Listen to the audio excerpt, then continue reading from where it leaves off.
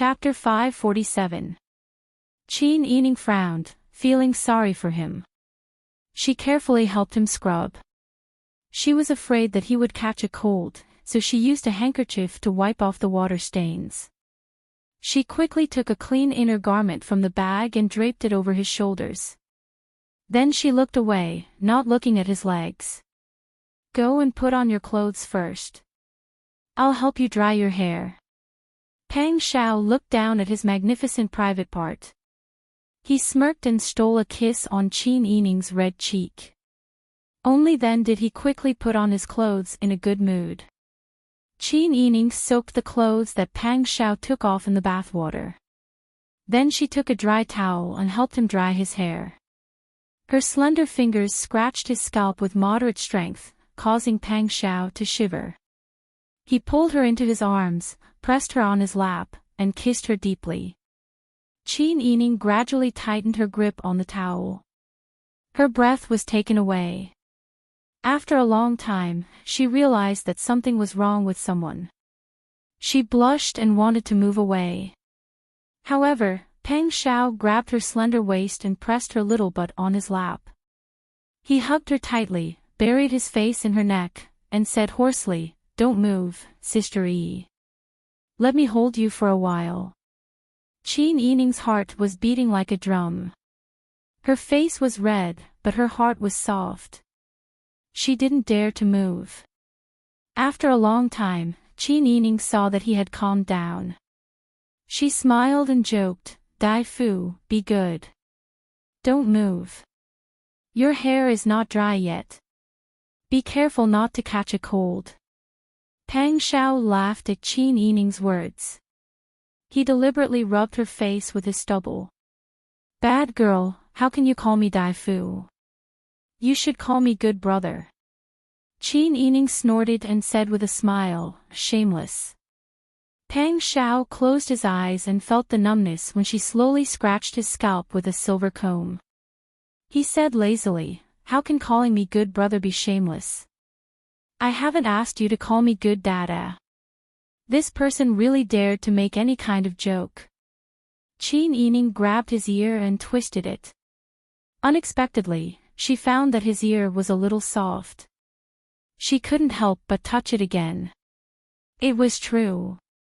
"I didn't expect you to have a soft ear." "Yes.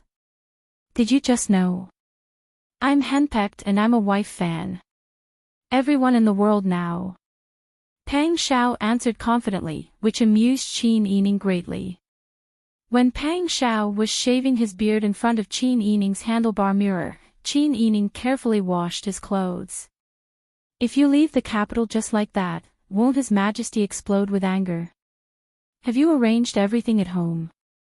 Pang Xiao looked at his chin in the mirror and rubbed it with his fingers. "Don't worry. I left grandfather, grandmother, and mother in the care of father-in-law. When I came out, Alon also promised to help me take care of them. Everything is fine. However, because of your disappearance, father-in-law and mother-in-law are very anxious. Mother-in-law especially, cried over and over again. Your family's old madam caused trouble several times. She even wanted to give your eighth sister to me as a concubine. I rejected her on the spot. If mother-in-law knew about this, she might make a big fuss with old madam."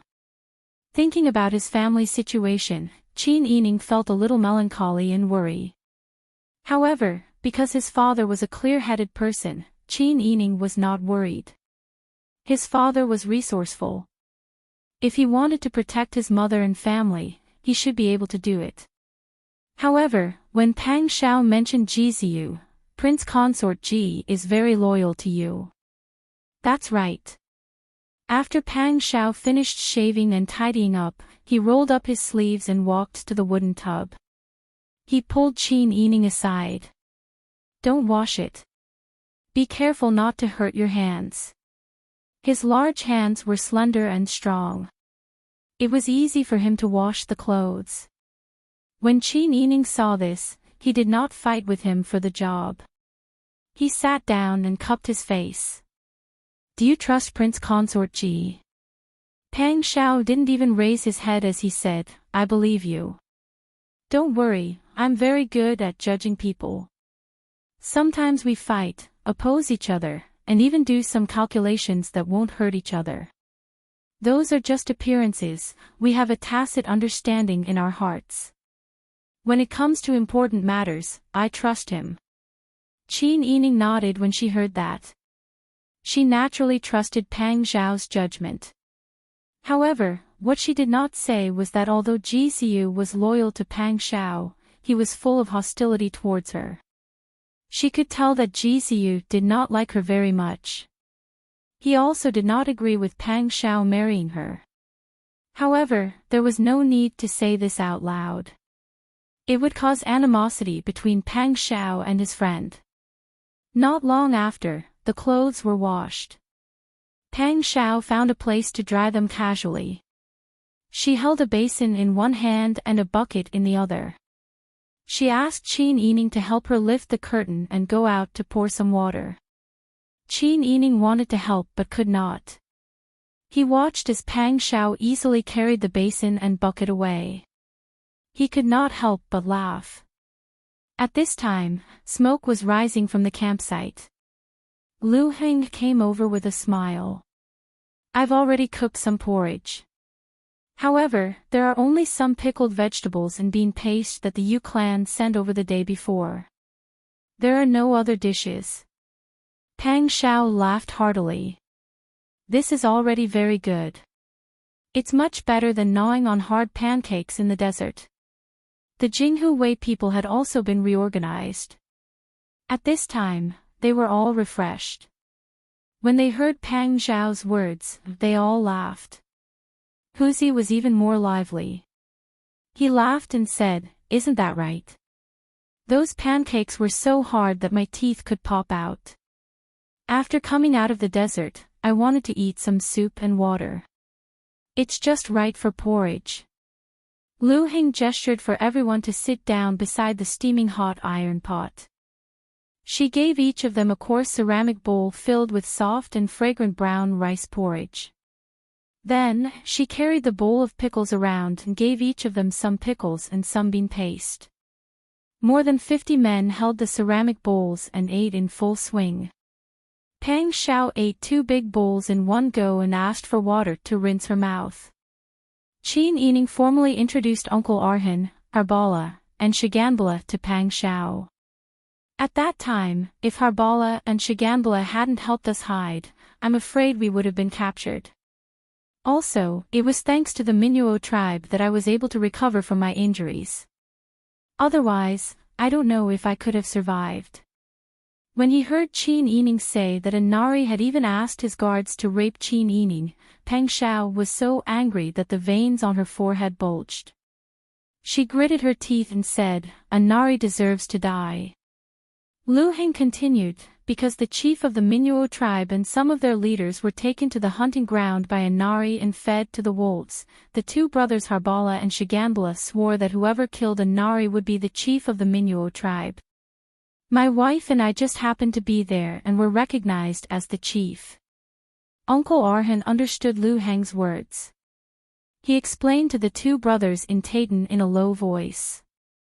Harbala and Shiganbala both nodded and said in Taitan, "That's right. The chief is also very responsible for us. We are very grateful." Pang Xiao saw that Lu Heng had some reservations in his words. He also suspected that Inari's death had some hidden reasons, so he didn't ask the Minuo tribe about it. Instead, he said to Harbala and Shiganbala in Taitan, "We're all family. You don't have to be so polite. I also want to thank you for taking care of my wife." Seeing that Pang Xiao could speak Taitan, Qin Yining's eyes widened in surprise. On the other hand, Uncle Arhan and the 2 brothers were very happy. They felt that their language and people were respected, so they chatted happily with Pang Xiao. Qin Yining couldn't help but shake his head and sigh. It seemed that she was the most stupid one. After interacting with the Taitan for so long, she only learned a few simple daily words. They told Pang Xiao in detail how they intercepted the provisions along the way, how they fought guerrilla warfare with the Tartars, how they entered the no-man's land, and how they temporarily settled down in Sia. They also emphasized the local customs of Sia and the situation of Sia County's Prince Sia. Pang Shao listened carefully. In the end, he frowned and said, "This matter is a bit difficult. Although these people are not strong in battle, their thirst for food is extremely great. If our people only fight with Shiyu's soldiers, then victory is in our grasp. But if all of Shiyu's soldiers rush over, then things will be difficult. So for now, we'd better avoid fighting with them. We can't make Shiyu's people our enemy." Lu Heng nodded in agreement. Wang Yi said so. "But in the situation just now, your group has already disrupted the wedding and forced Princess Shiyu to close the palace doors. We are temporarily calm because Shiyu's people have not been in war for a long time. They are already confused. But when they come back to their senses and mobilize their troops, things will not be so easy to handle." Pang Shao nodded and said, "I think so too. But I have a way to solve this matter without wasting a single soldier. It's just that it's a bit shameless." Qin Yining asked curiously, "What's the method?" "Let's hear it." Pang Shao smiled and lowered his voice. He used Zhou's and Taitan's language to explain the method. Everyone couldn't help but laugh. Lu Heng smiled and said, "As expected of the god of war Wang Yi who uses troops in a treacherous way. I really admire you. Brother Lu, are you mocking me? This method can't be considered a righteous method." Pang Shao laughed heartily. Lu Heng said, "Although Wang Ye's method is treacherous, it can minimize the damage to both sides. But it's the most benevolent method. I think it's feasible." Pang Shao smiled and asked Qin Yining, "Sister Yi, what do you think?" Qin Yining nodded and said, "I also think this method is feasible." Uncle Arhan, Shiganbala, and Harbala all smiled and nodded. Pang Shao said, "Okay, then Sister Yi will go and ask bodyguard Chow for help. This kind of thing is best done by a professional. Let's go and make other preparations." "Okay." Everyone dispersed. Soon, before the sky turned dark, Jinghu Wei's people collectively moved out and scattered the flyers that everyone had written urgently. Because the language was similar, even if not everyone in Sia was literate, everyone was still curious when they saw the black-clothed people suddenly appear and scatter the flyers. Moreover, those black-clothed people were all gathered in the goddess clan's camp and didn't come out to cause trouble. This made the people a little bolder. Some people had the courage to come out and walk around without any accidents. This allowed everyone to relax. The Sia people began to go from house to discuss the contents of the flyers. Chapter 548. When the ferocious tiger guards were passing through the city, the guards standing on top of the city walls could see them clearly. They took a risk and opened a gap in the palace gate. They went out and picked up a flyer and handed it to Zhou Meng. Zhou Meng looked at the news about the wedding of the king of Shiyu and the goddess. He clenched his fist and slammed it on the wooden table, causing the teacups on it to tremble. Bullshit. This king is right here and the wedding has been ruined. Where did this king of Shiyu come from? The maids and guards at the side couldn't help but lower their heads. Zhou Meng had never been in such a sorry state before. Since he was born, he was the king of Shiyu. He was a god revered by the people. His existence was the greatest fortune of Shiyu and the most respected master of Shiyu. He had everything he wanted. Even a beautiful lady like Lady Xian had agreed to be his concubine. The women in his harem, his children, and his subordinates all respected him as if he were a god. But this unshakable position was completely shaken in front of a group of outsiders today. He was hurried into the palace and did not dare to open the palace gate. He was even shot in the bun on the top of his head by that boorish man. Even now, He had lost a lot of hair. Although he could hide the bald part when he combed his hair, he always felt that those maids, his concubines were all laughing at him. Not to mention the ministers who were present at the time. They saw him being pinned to the wall by an arrow with their own eyes. Zhou Meng's pride was trampled on like never before. The only thing he wanted now was revenge. He wanted to catch the boorish man who stole the goddess and whip him with nails on the execution platform. He wanted to cut off his flesh piece by piece. How dare you! How dare you! Zhou Meng tore the flyer in his hand and threw it on the ground. He stomped on it a few times. Summon the general to the palace. This king wants to see what kind of trouble that group of outsiders can cause. Distribute food to the people. This king did not say anything. Who dares to touch this king's food? The maids were already scared stiff by Zhou Meng's appearance. They hurriedly retreated after hearing the order. Zhou Meng summoned the general into the palace and inquired about the Minuo tribe situation. When he learned that the Minuo tribe was still stationed in the same place and had not made any moves to expand their territory, he was relieved. Tomorrow, we will gather all our troops in one place and teach this king a lesson. The most important thing is the rations. We must not let them touch the rations in a moment of desperation. We must bring all the rations back to this king. The great general cupped his hands together. Yes, the duke can rest assured. Zhou Meng waved his hand and dismissed the general. The sky gradually darkened. Zhou Meng did not summon any concubines, nor did he dare to ask the guards around him to leave. He arranged for more than 100 guards to surround his bedroom. Only then did he dare to sleep at ease. The guards were also very conscientious. 10 people in a small team patrolled outside the bedchamber non-stop. There was nothing unusual in the first half of the night. However, no one dared to slack off. No one noticed that at this time, a black shadow flashed into the palace like a ghost. Not long after, it was stuck in the blind spot of the patrolling guards. Then, it left the palace in an elegant and unrestrained manner and quietly left the palace. The next day, it was already past 7 in the morning. The maids did not see the duke get up. They called out to him several times outside the bed curtain, but there was no response. They felt that something was wrong. When they lifted the curtain, they saw the duke lying upright on the bed with his hands folded over his abdomen. However, his face was pale and pale. There was no response no matter how they called out to him. The maid boldly touched Zhou Meng's arm. Duke, you, it was cold to the touch. Ah! Screams rang through the clouds. The guards were shocked and rushed in a panic. When they checked the duke lying on the bed, they were stunned. Quickly call the imperial physician. Ask the princess consort to come. Quickly.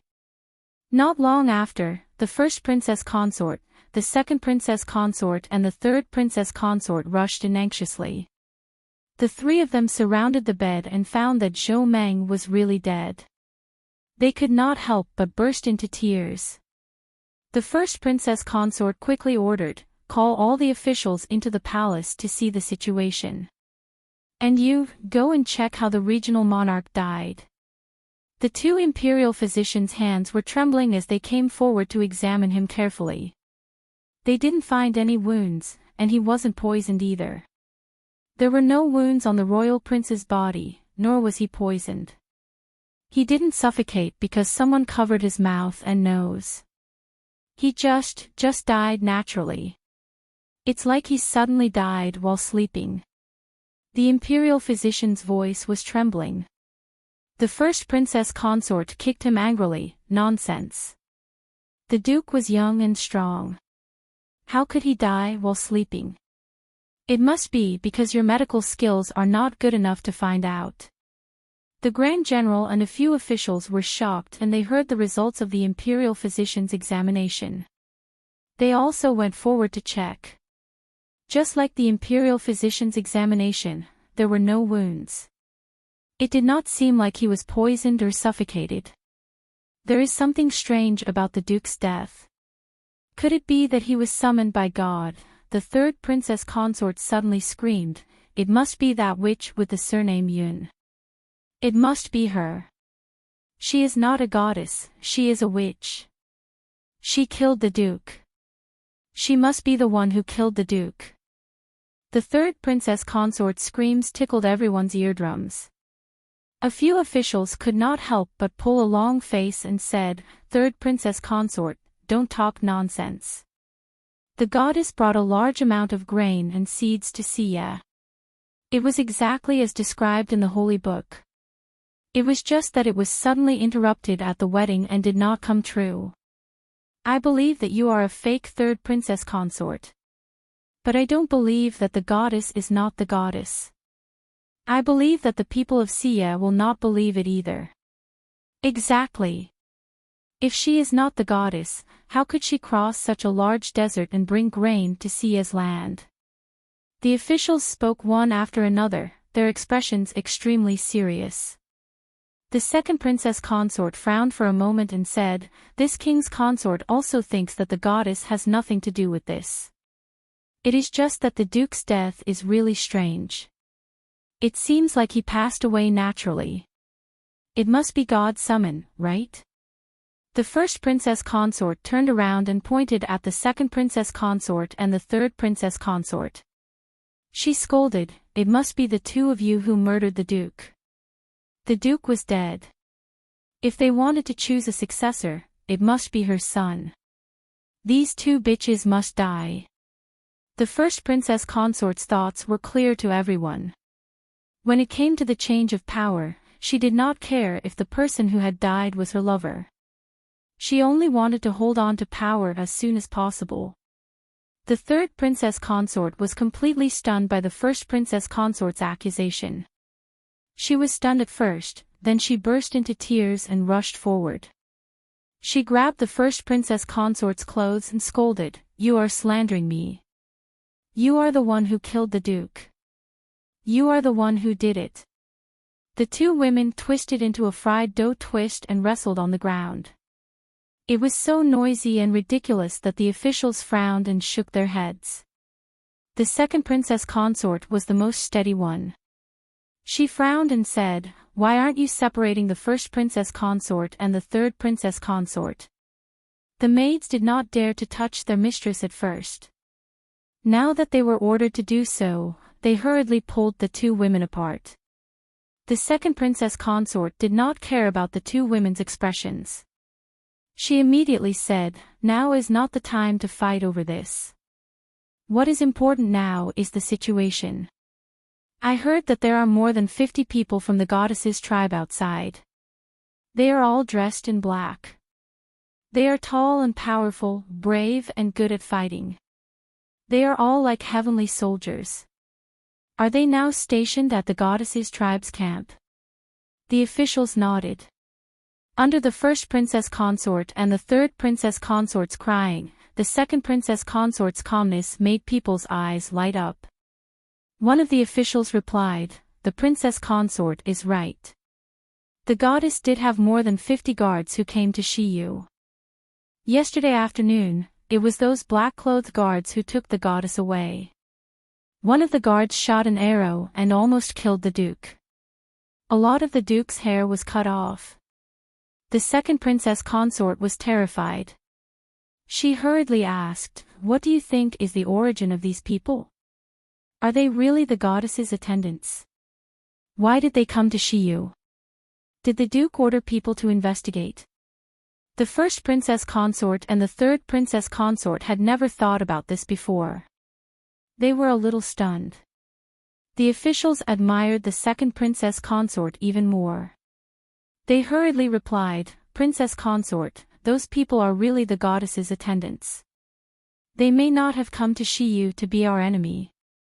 Yesterday, when the Duke forcefully married the goddess, he sent troops to surround the camp of the goddess's tribe. When the goddess's guards arrived, they clashed with our troops. However, the other party's strength was clearly above ours, but they did not kill anyone. The second princess consort was surprised. They did not kill anyone. Yes. Not only did they not kill our soldiers, they also did not rob the people's homes. They just stayed in the camp obediently. However, they came out once and distributed some flyers. Flyers? Yes. The official took out a flyer from his sleeve and presented it to the second princess consort with both hands. The second princess consort took a look at it and frowned. This afternoon, the Duke of Shiyu is going to hold a wedding with the goddess and distribute seeds to the people of Shiyu. Everyone looked at the corpse lying on the bed at the same time. The person was dead. How could they hold a wedding? The other party did not kill anyone and still wants to give our people seeds. Obviously, they are not hostile to us. But what is the wedding they are talking about? The second princess consort pondered for a moment and said, I think that since the other party is not hostile, we should not rashly mobilize our troops. I am worried that if we anger the gods, they will burn the seeds and not give them to us. At that time, the people of Shiyu will be the ones to suffer. Princess consort is right. The officials all agreed. They felt that the second princess consort was calmer and more reliable than the duke. The first princess consort and the third princess consort rushed to look at the flyer and were even more confused. Chapter 549. First princess consort and third princess consort couldn't find a chance to perform. Hearing second princess consort's words, they naturally didn't decline. First princess consort said, the duke has already passed away. Our Sia can't be without a ruler. We also need to plan who will inherit the throne. The officials felt that it made sense and nodded. Second princess consort frowned. Her slender fingers slowly slid across the words Duke of Sia on the leaflet. She said faintly, don't be anxious. Let's see the situation first.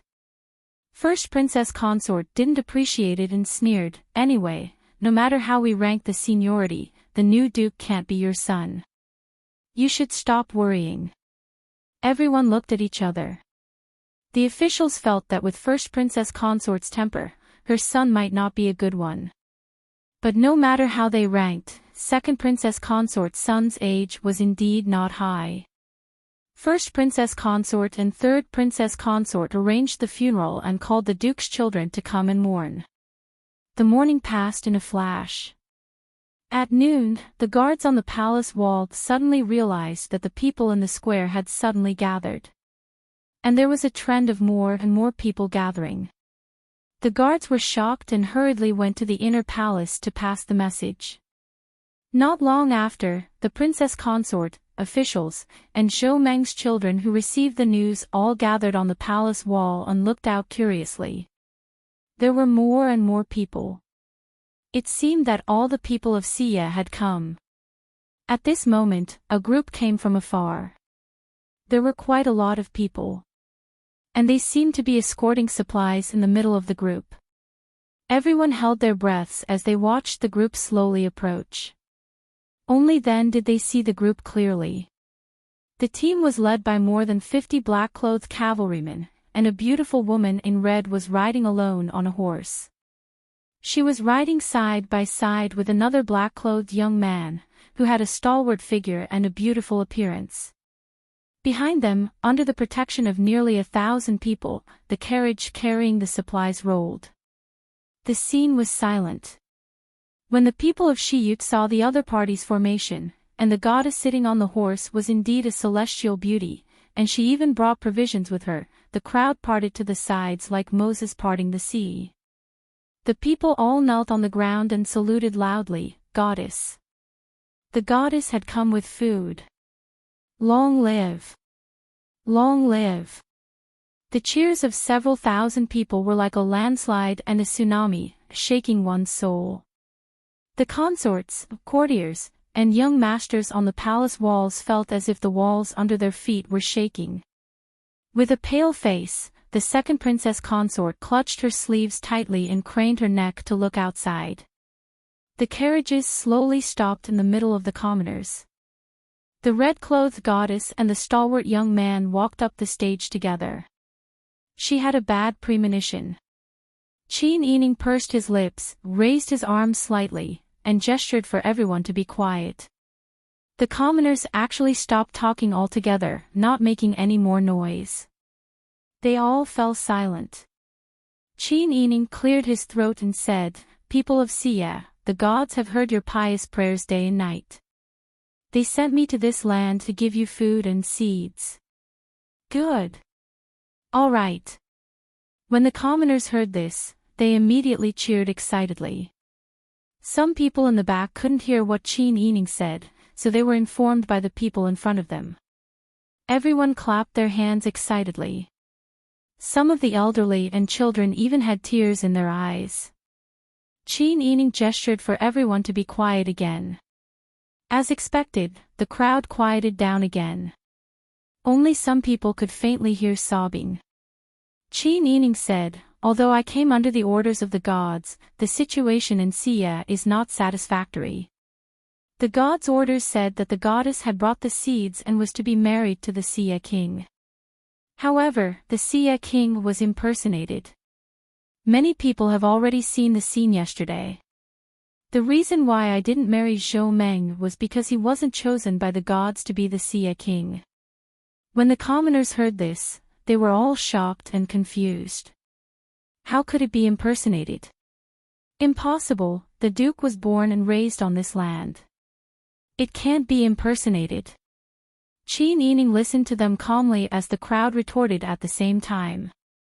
When the crowd's voices died down, Qin Yining smiled lightly and said, "The Xia royal family's inheritance is wrong. If it wasn't for this, the gods wouldn't have arranged for messengers to send food and seeds to the people of Xia for the past 100 years. You have trusted the wrong duke.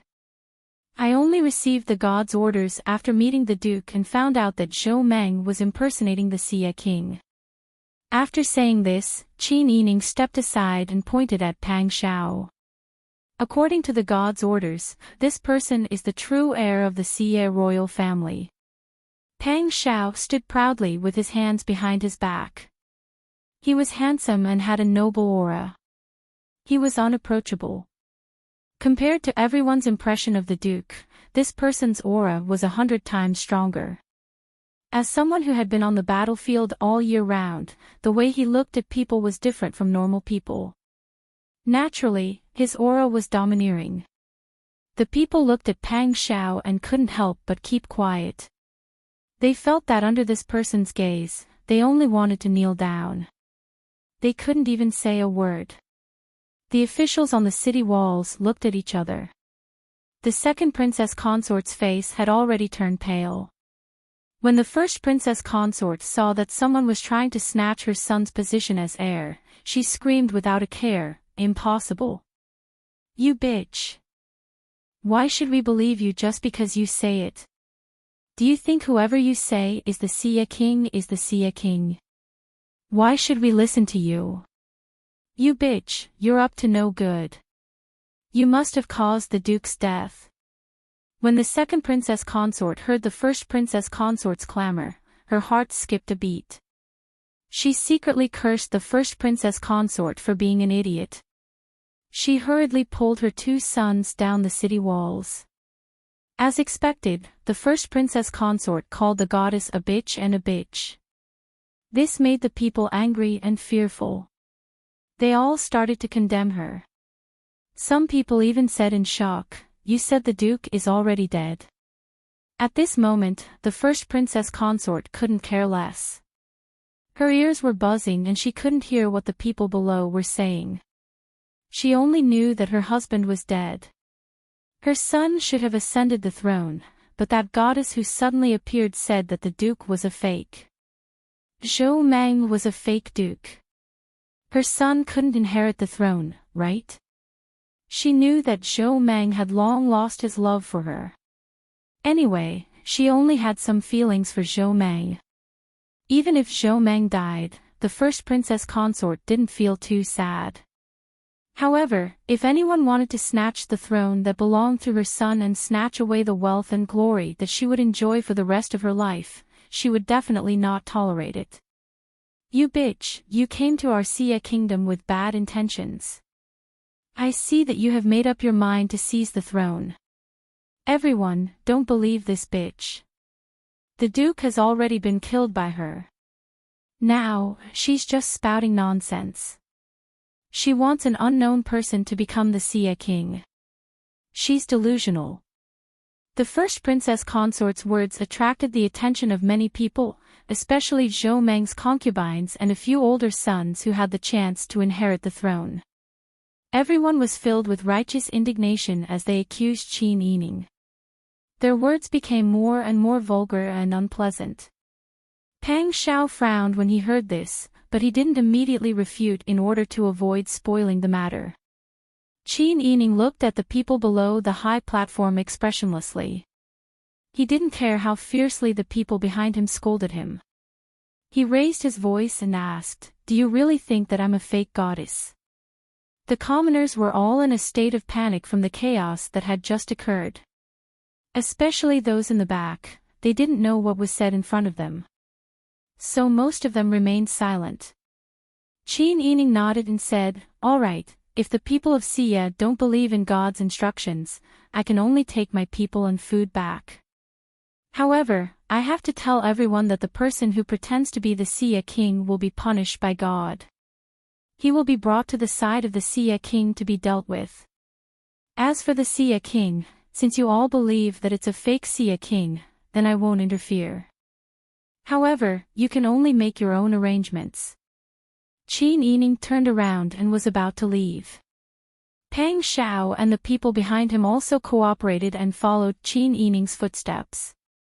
At this time, the people who were in a daze finally regained their senses. They frantically tried to persuade her to stay. "Goddess, please calm down. We didn't mean that. Of course we believe in God's instructions." "That's right, goddess. Please calm down." Insulting the goddess was done by those impersonators of the royal family. They were guilty, that's why they insulted goddess. The people were panicking. The carriages of food were tied up tightly. Just by looking at them, it was quite a sight. To the people of Sia who had lived under the shadow of starvation for a long time, there was nothing more important than being able to eat their fill. The adults could still endure it. After all, this was how they lived their lives. But what about the children? They could make do now, but if this continued, their children and grandchildren might not even know what rice and noodles tasted like. Under Zhou Meng's rule, Sia was not considered very rich. Although they did not have many people, they were often exploited. When they had no other choice, they could only endure. In addition, the Setting Moon sect that they believed in mentioned that the heavenly deity had personally chosen the royal family, which gave the Zhou clan a layer of mystery, making them feel convinced. Thus, they could only endure everything that had happened in the past. However, it was different now. Not only did the goddess mentioned in the Sia sect's holy book appear, but she also mentioned that Zhou Meng would be interrogated by God for impersonating the Duke. In addition, the first consort said that Zhou Meng was already dead. This further confirmed the people's guess. Zhou Meng must have been punished by God for impersonating the Sia king. The first consort and the others were only panicking because they were afraid that they would no longer be able to enjoy glory and wealth. They even wanted to slander the goddess. The people were agitated and did not dare to stop the goddess. They could only surround the path and kneel down to beg. There were even some hot-tempered people who raised their heads and cursed at the first consort and the others. They looked as if they could not wait to rush up the palace walls and tear them apart. Everyone on the palace wall panicked. Amidst the torrential curses, someone said in a low voice, "The way the regional king died, there was no wound, no poison. He was simply summoned by God." I think what the goddess said is true. Chapter 550. Everyone could not help but shudder at the thought of Zhou Meng's inexplicable death. Those who wanted to defend the first consort couldn't help but shut their mouths. After this incident, they were certain that Zhou Meng's death was a punishment from the gods. If they spoke nonsense and angered the gods, they would probably end up like Zhou Meng. That would be a death without any warning. It was a hair-raising experience. The first consort's expression turned even uglier. She did not expect that the opportunity she had been looking forward to for so many years would turn out like this. She was the woman who had followed Zhou Meng for the longest time. Her son was also the most qualified person to inherit the throne. If anyone wanted to stop her from living the rest of her life in luxury, she would fight them to the death. You foolish people. You're all extremely foolish.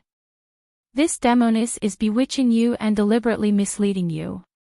How could you all believe her? Don't let her devour all of you. The first consort's vicious words were gagged by the second consort's order. The second consort gritted her teeth and said, "If you want to die, go ahead. Don't implicate all of us." Some of the officials beside her had already been angered by the first consort's vulgar words. When they saw the second consort order people to tie up the first consort's arms and cover her mouth, their respect for the second consort increased. However, in the current situation, the goddess had already been angered. The commoners did not have the guts to rob the goddess of her food. If they did not comply with the will of the people, they were afraid that the commoners of Xia would eat them alive.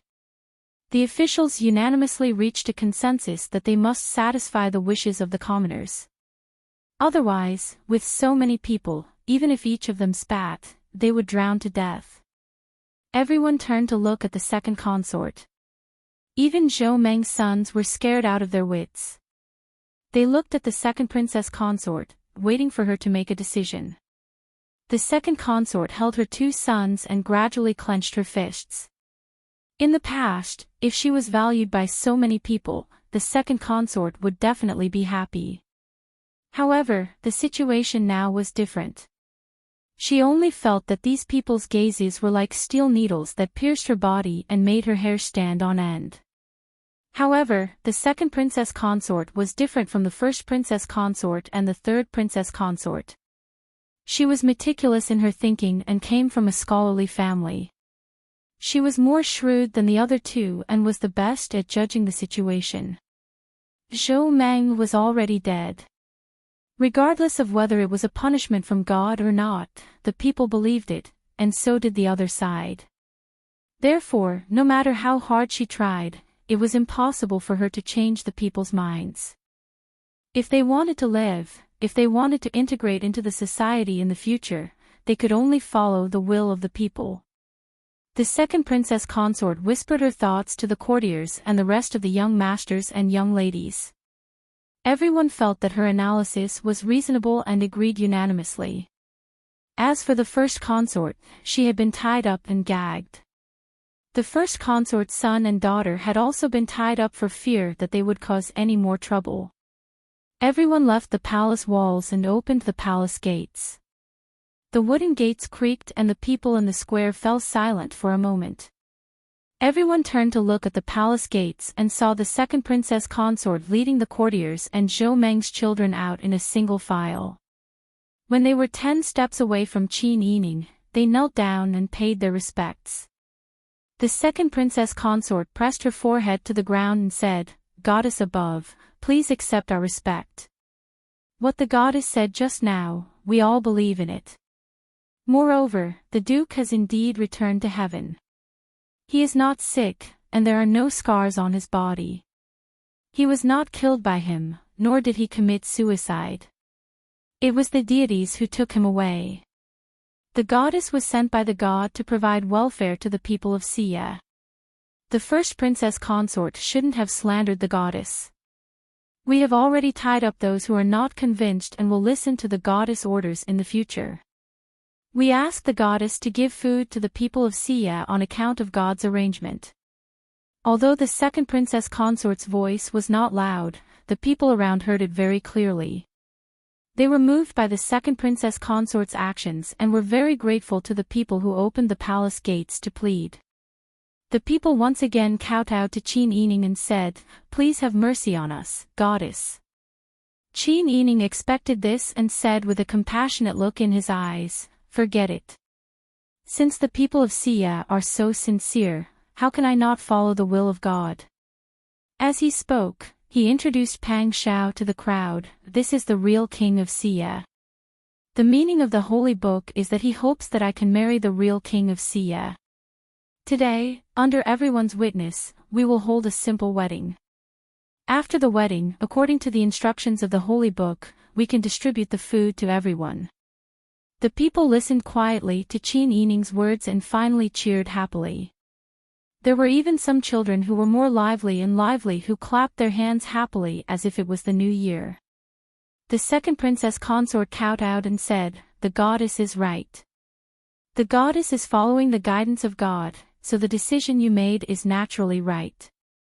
It's just that we didn't know that Zhou Meng was pretending to be the county king in the past. It seems that the first generation of county kings had been pretending. We didn't know the inside story and listened to Zhou Meng's bewitchment. Please have mercy on us, goddess." By saying this, not only did she remove herself completely, but even the officials and all the people of Shiyu were also removed completely. Such a statement was in the interest of the people and won a lot of favor for the second princess consort. The commoners all agreed, saying that they had indeed been deceived, which was why they were like this. Things were developing in the direction that Pang Xiao had planned. Qin Yining naturally wouldn't let there be any changes. He said, "Those who don't know are not guilty. God's will is to bring the seeds to the people of Xia. Of course, that includes all of you." The second princess consort was overjoyed and kowtowed again and again. It would be impossible for her to be a princess in the future. However, if she could get the seeds and live a self-sufficient life with her family, there was nothing bad about it. Obviously, there were many people who had the same idea as the second princess consort. Everyone expressed their gratitude to the goddess. Qin Yining and Pang Xiao's wedding this time was simple and grand. They got married amidst the cheers of all the people of Xia. Then, they ordered people to distribute the food and seeds. Everything was carried out according to Pang Xiao's plan in an orderly manner. By the time everything was over and all the people of Xia had the seeds in their hands and were registered, it was already 3 days later. Now, the people of the Minuo tribe didn't have to stay in the camp. They could walk around freely. When they met the people of Xia on the street, they would be warmly greeted. Even the army that had been ordered to surround them now had a particularly friendly attitude, and some even took the initiative to apologize. Zhou Meng had already been buried after a simple ceremony. As for the first princess consort and the others who were still unconvinced, Pang Xiao handed them over to the other officials of Xia.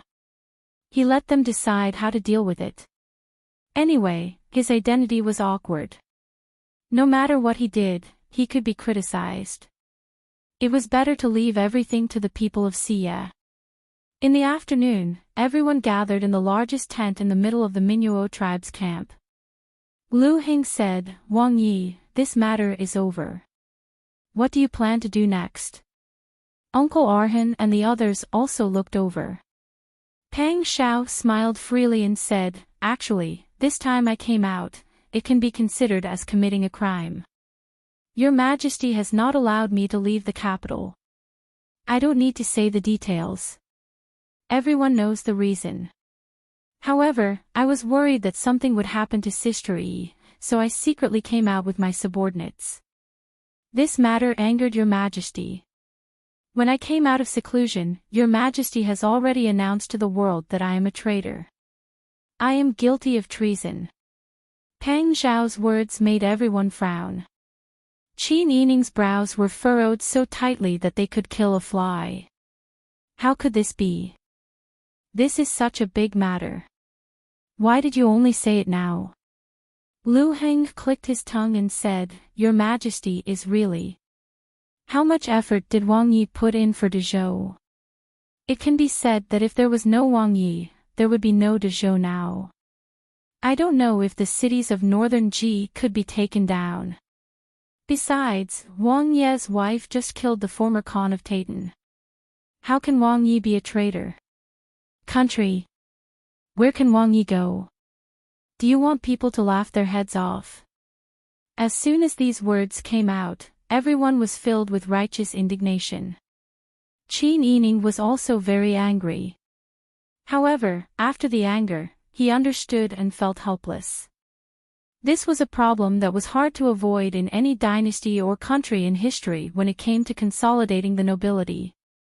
She really didn't want this kind of history to repeat itself with Pang Xiao. However, who could avoid the heavy wheels of history? Seeing Qin Yining frowning and remaining silent, Pang Xiao patted her shoulder comfortingly and said with a smile, "It's okay. It's not the first time I've been scolded. In the past, didn't you all use my name to stop children from crying at night?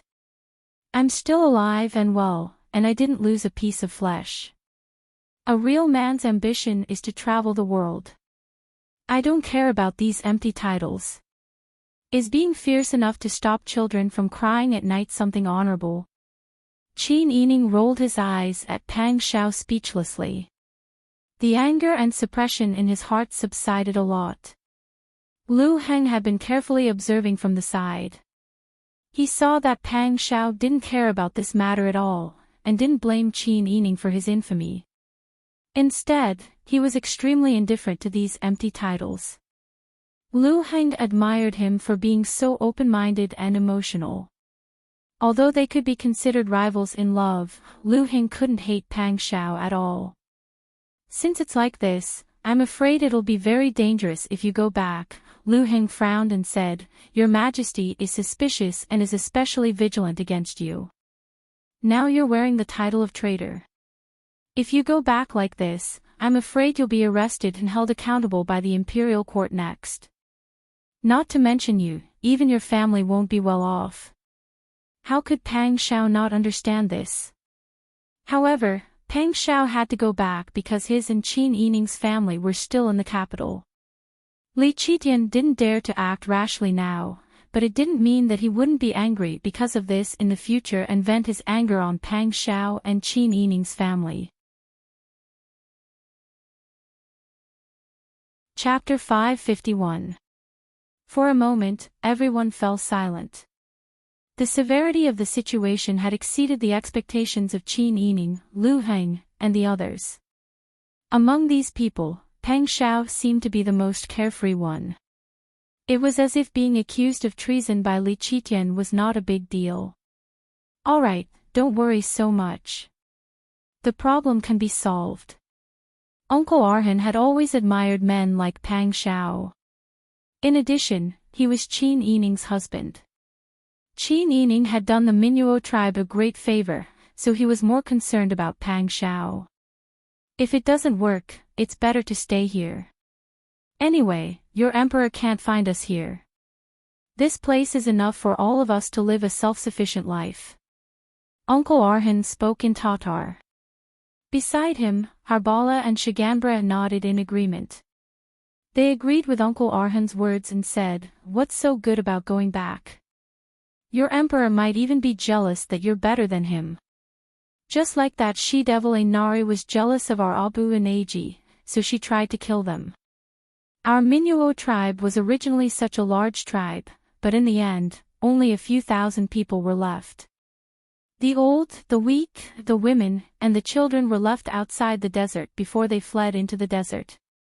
Speaking of this, the Minuo tribe members were very sad. Some thought of their family members who had died tragically, while others thought of their wives and daughters who were left outside the desert. They still wanted to go and pick them up, but now the desert in the no-man's land was the biggest obstacle for them to see them again. They admitted that they did not have the ability to cross the no-man's land to find their tribesmen and successfully lead them to this oasis under the pursuit of Eugene Khan. They might not have the chance to see each other again. Everyone's mood was very low. Pang Xiao could not help but sigh. He said in Taden, just like you can't part with your tribesmen, Sister E, and my parents and relatives are also in the capital. If we don't go back, it will be their lives that will be sacrificed. Can we let others rush to the front and sacrifice themselves while we enjoy a free life here? Not to mention anything else, we will only feel guilty to death. Uncle Arhan and the others heard this and nodded in understanding. We can all understand what you're saying. This time you left the desert, can you find the way back? Uncle Arhan asked this question because he had a little doubt in his heart. After they walked into the desert, they had completely resigned themselves to fate. They simply walked aimlessly. Pang Xiao and Chao Yuqing's group arrived at the oasis. It was as if they knew the direction in advance. At this time, Chao Yuqing explained with a smile, actually, it's all thanks to Mr. Liao of the Qingtian Alliance. Chao Yuqing bluntly told how Mr. Liao and Lu Heng's entourage planted a tracking voodoo on Lu Heng. She explained how they noticed that Lu Heng was kidnapped that day and how they determined the direction and chased after him to rescue him. Because the tracking voodoo in Second Master Lu's body has not dissipated, and this tracking voodoo has a very wide sensing range, so Sister Yi decided to follow you into the desert. I was more careful and discussed with Mr. Liao and the brothers of the Qingtian Alliance to leave the team together. So, it was a coincidence that we could meet Wang Yi at the border this time, but it was entirely due to Mr. Liao's tracking voodoo that we found here with Wang Yi. Whether you found the oasis or not, we decided to follow the direction of the tracking voodoo to the depths of the desert.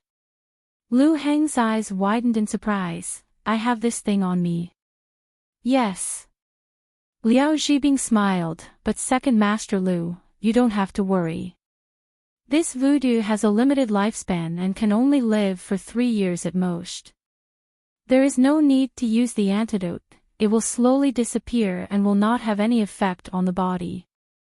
Lu Heng nodded in understanding. If it weren't for this voodoo, I would have been taken away. I don't know what would have happened then, so this voodoo saved my life. Chao Yuqing couldn't help but nod. Lu Heng's character was indeed good. However, Pang Xiao was not bad compared to him. Thinking of this, Chao Yuqing looked at Qin Yining and smiled. So, Sister Yi, Wang Yi cares a lot about you. After all, not many people were willing to take the risk. They knew that there was a desert of no return in front of them, but they were still willing to risk it for you. Qin Yining's face turned red when she was suddenly called out. She felt sweet and shy and couldn't look away to look at Pang Zhao's expression. However, she said seriously, so, I am very grateful that Aunt Chao is willing to risk her life in the desert to find me. And the brothers of the Jinghu Wei. Qin Yining stood up and said to Huzi and the 50 Jinghu Wei, you are all brave men who can follow Wang Yi through life and death.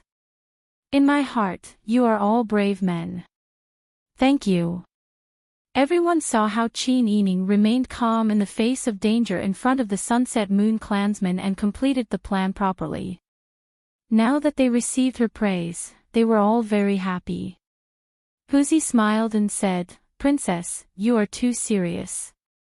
Our lives belong to Wang Yi. Even if we have to climb a mountain of swords or plunge into a pot of boiling oil, we can do it with just a word from Wang Yi. Princess, you don't have to treat us as outsiders. The Jinghu Wei also nodded. It is our honor to be chosen by Wang Yi. Pang Xiao turned around and smiled at his brothers. He was very happy to have these hot-blooded brothers with him. Uncle Arhan and the Shigandala brothers were affected by this scene and felt their blood boil. Uncle Arhan slapped his thigh and said in Taden, back then, it was Second Master Lu and Princess who killed a Nari for us. We have already recognized them as our tribe leaders. Now that Princess wants to follow Wang Yi back to Dezhou, the people of the Minuo tribe are naturally willing to follow and help Princess. Uncle Arhan turned around and repeated this to the Shigandala brothers. The two of them nodded cautiously, indicating that they wanted to go together. Pang Xiao explained their words to Qin Yining. Qin Yining smiled and said, Uncle Arhan, I understand your good intentions and I am very grateful.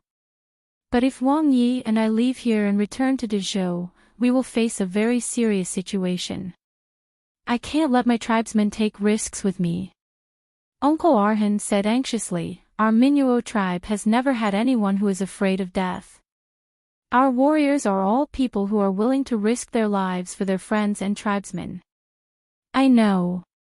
Qin Yining comforted Uncle Arhan and said, I live with the people of the Minuo tribe and we are already the closest friends and family. The unity and bravery of the Minuo tribe is the first I have seen in my life. This is an undeniable fact. It's just that we went through a lot of hardships to get here. Here, there is no Taitan tyranny. No one will harm our tribesmen. There are enough oases here for our tribesmen to live and reproduce. We don't have to work for others anymore. The food and seeds we brought are enough for everyone to live on. The Minuo tribe has gone through so many struggles. What is it for? Isn't it for the sake of one day living a free and dignified life? Now, we have achieved our goal. Living here is the best choice for the Minuo tribe.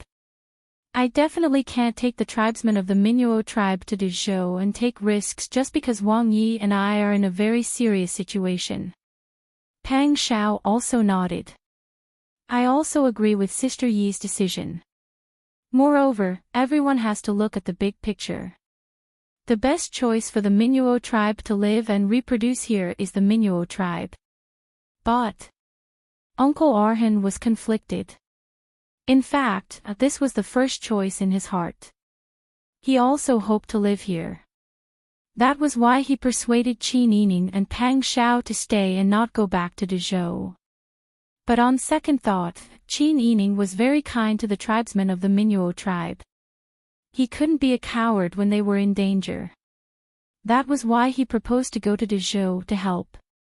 Harbala and Shigambala had the same idea as Uncle Arhan. Although they longed for this land that could give them freedom, as long as Qin Yining said the word, they would take their tribesmen and follow them to Dezhou without hesitation. Uncle, listen to me. Qin Yining said, although you are the leaders of the tribesmen, the life and death of the tribesmen shouldn't be decided by the few of us. Since we can let everyone live, why should we let everyone take risks?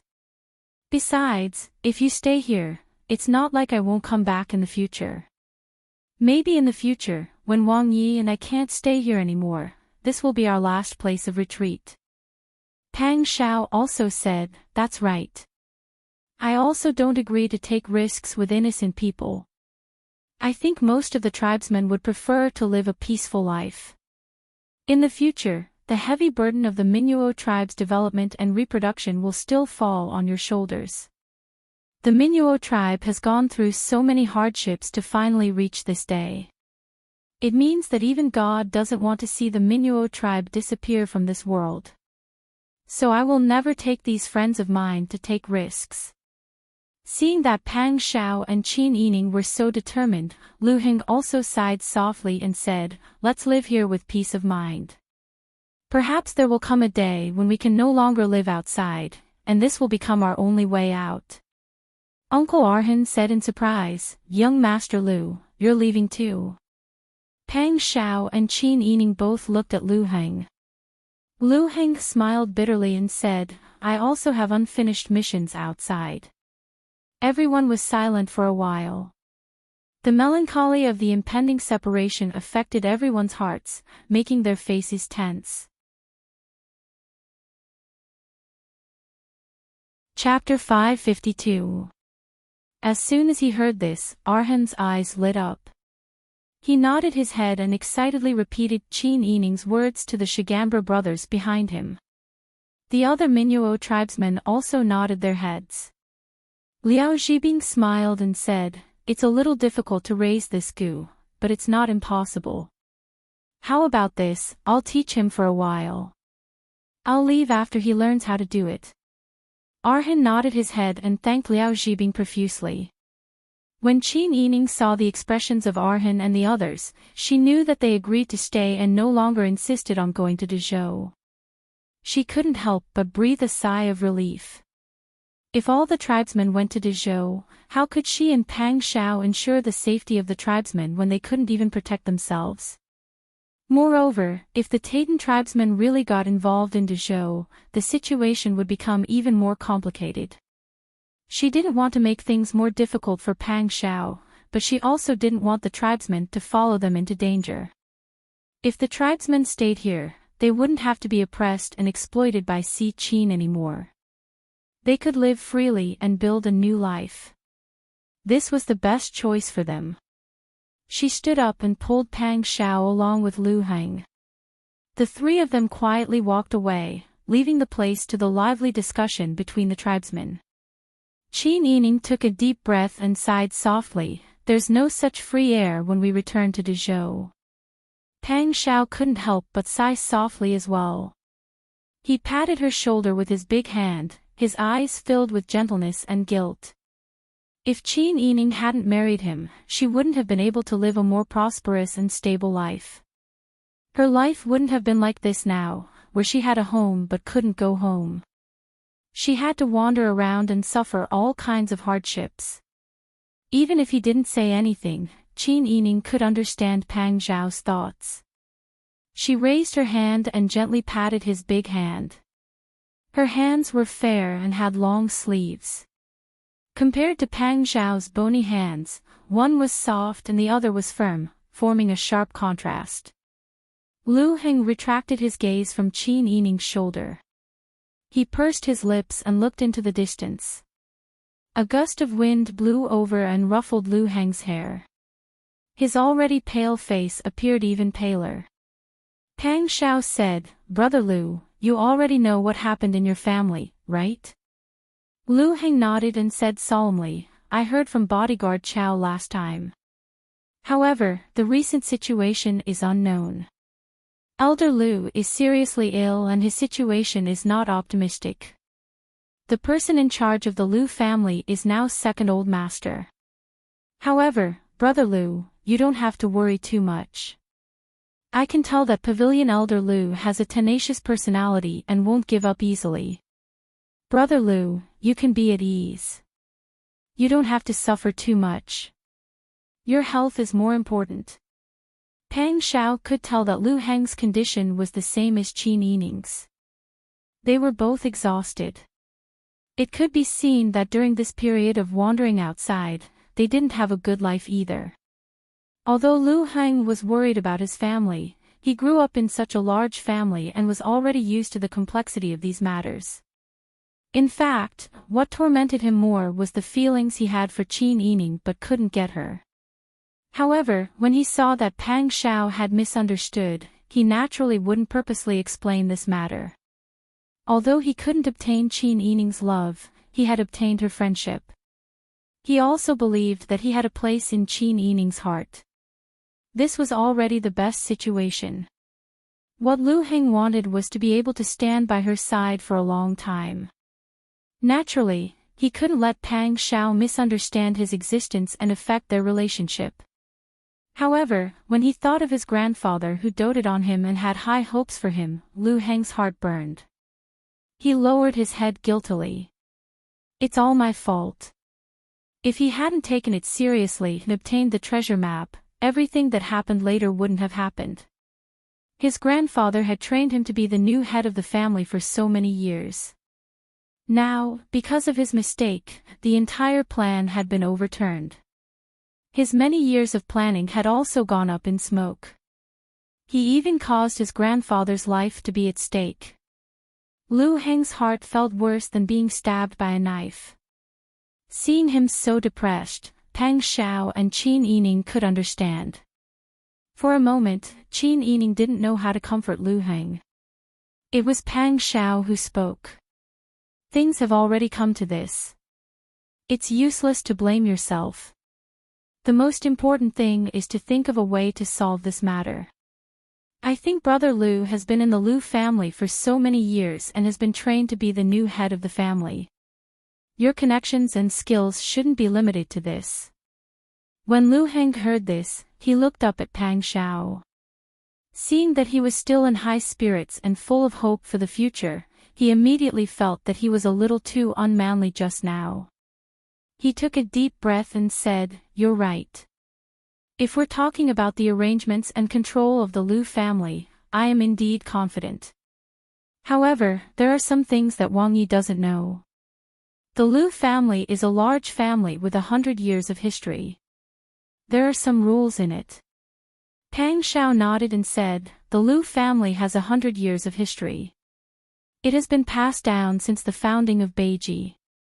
Naturally, it has its own rules." Lu Heng smiled and nodded. For a family to be able to pass down 100 years of history and stand tall, there must be a set of rules that conform to the times. I'm not afraid to tell Wang Yi that the reason why the Lu family was able to survive through all the emperors of Beiji and was also able to be placed in important positions after the founding of Dezhou is because our family has always adhered to a philosophy, which is to be an eternal royalist. When Pang Shao heard the term royalist, he understood. It seemed that the Lu family's so-called royalist did not mean that they would support whoever became the emperor, but rather, they would support whoever had the chance to become the emperor in the end. Pang Shao smiled and said, "To put it bluntly, it means that the Lu family is better at choosing sides." Lu Heng nodded approvingly and said with a smile, "Wang Yi is an understanding person. Wang Yi must understand the deeper meaning. For so many years, there have indeed been changes in the palace, but the Lu family has always been able to choose the right side and have always been trusted by the royal family. That's why the Lu family has been able to survive on this land like an old tree and develop and grow." When Qin Yining heard the two's words, he could not help but say, "So what you mean is that your current situation is not because you don't have the ability to compete with your second uncle, but because of the rules passed down in your family. Since you've been disliked by your majesty, you've become an abandoned pawn. Since you've been abandoned, you should have the self-awareness of being abandoned. It's like a gecko that has lost its tail. Now, you can only remain silent and cannot stop the other Lu family members from continuing to choose sides. That's exactly what I mean." Lu Heng sighed and said, "In front of the interests of the entire Lu family, my personal gains and losses are no longer important." Pang Shao and Qin Yining heard this and nodded in understanding. Lu Heng's thinking was very correct. It was precisely because there were many people with the same thinking as Lu Heng in every generation that the Lu family was able to continue to this day. Since that's the case, it's actually better for you to stay here. If you return to Dezhou, you'll have to face a storm of blood. At that time, you'll not only have to face the pressure of the various parties in the imperial court, but also the pressure from within the Lu family and your majesty's side.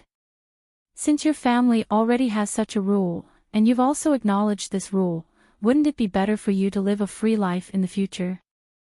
I understand Wang Ye's meaning, but there are some responsibilities that cannot be easily avoided. If I stay, I may be condemned by my conscience for the rest of my life." Lu Heng's words resonated with Pang Shao and Qin Yining. They were in the same situation as Lu Heng. Even if they knew that if they stayed here, they would be able to live happily ever after and would no longer have to worry about scheming against each other. However, they still had to return to Dezhou and face the storm that was about to happen. This was because they couldn't leave the mess to their elders to deal with. Pang Shao said, "Then what do you plan to do after you return?" Lu Heng pursed his lips and said after a while, "Perhaps there will always be people like me, who don't care about the big picture, causing mischief whenever a large aristocratic family falls from power." Qin Yining and Pang Shao looked at each other. They had already understood Lu Heng's meaning from his words. He didn't plan on giving up the position of family head to his second uncle. Qin Yining saw Lu Heng's conflicted and guilty expression, so he smiled and explained, "Who can say for sure what will happen in the future? If the family winds in favor of one side, who can guarantee that your second uncle's choice will be correct? The best strategy is to keep both sides in check. This way, no matter which side makes the right choice, there will always be a line of the Lu family that will continue." It's better than putting all your eggs in one basket. Lu Heng was stunned at first, but then his eyes lit up. He said softly, "What you say makes sense. I've been obsessed. I've actually been possessed by this kind of thing." The depression that had been building up in his heart was actually dispelled by Qin Yining's words. Lu Heng had always been confident in his ability to make decisions. However, he had been homeless for so long that his self-confidence had been completely worn away. However, when he thought of the situation in the capital and his grandfather who loved him dearly, he pulled himself together. Sometimes, the reality of the situation didn't allow him to retreat even a little bit. He had to be strong. Although Lu Heng's face was still somewhat pale, his smile was exceptionally firm. It was as if a huge stone had been removed from his heart. He could finally let go of himself and take a deep breath. Qin Yining thought for a moment and said, "Since you've already made your decision, once we leave the desert and reach a safe place, I will ask Aunt Chow to secretly escort you into the country. If you leave with us and others find out, they will definitely suspect you behind your back." Lu Heng was originally reluctant to part with Qin Yining. However, Qin Yining had already reunited with Pang Xiao. There was no point in him staying by their side. Moreover, he wasn't someone who couldn't let go of things. Right now, there were more important things waiting for him to do. If he developed well, he would be able to help Pang Xiao and Qin Yining. When he thought of this, Lu Heng no longer hesitated. He nodded and said, "It is indeed better to part ways with you. Then I'll have to trouble you." Qin Yining smiled and said, "You and I can be considered friends who have gone through life and death together. If you still want to thank me, wouldn't that be too much?" Qin Yining was a magnanimous person.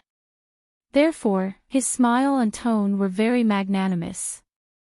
However, Lu Heng didn't want to think too much about it. It was as if using those romantic thoughts to think about her was blasphemy to their friendship.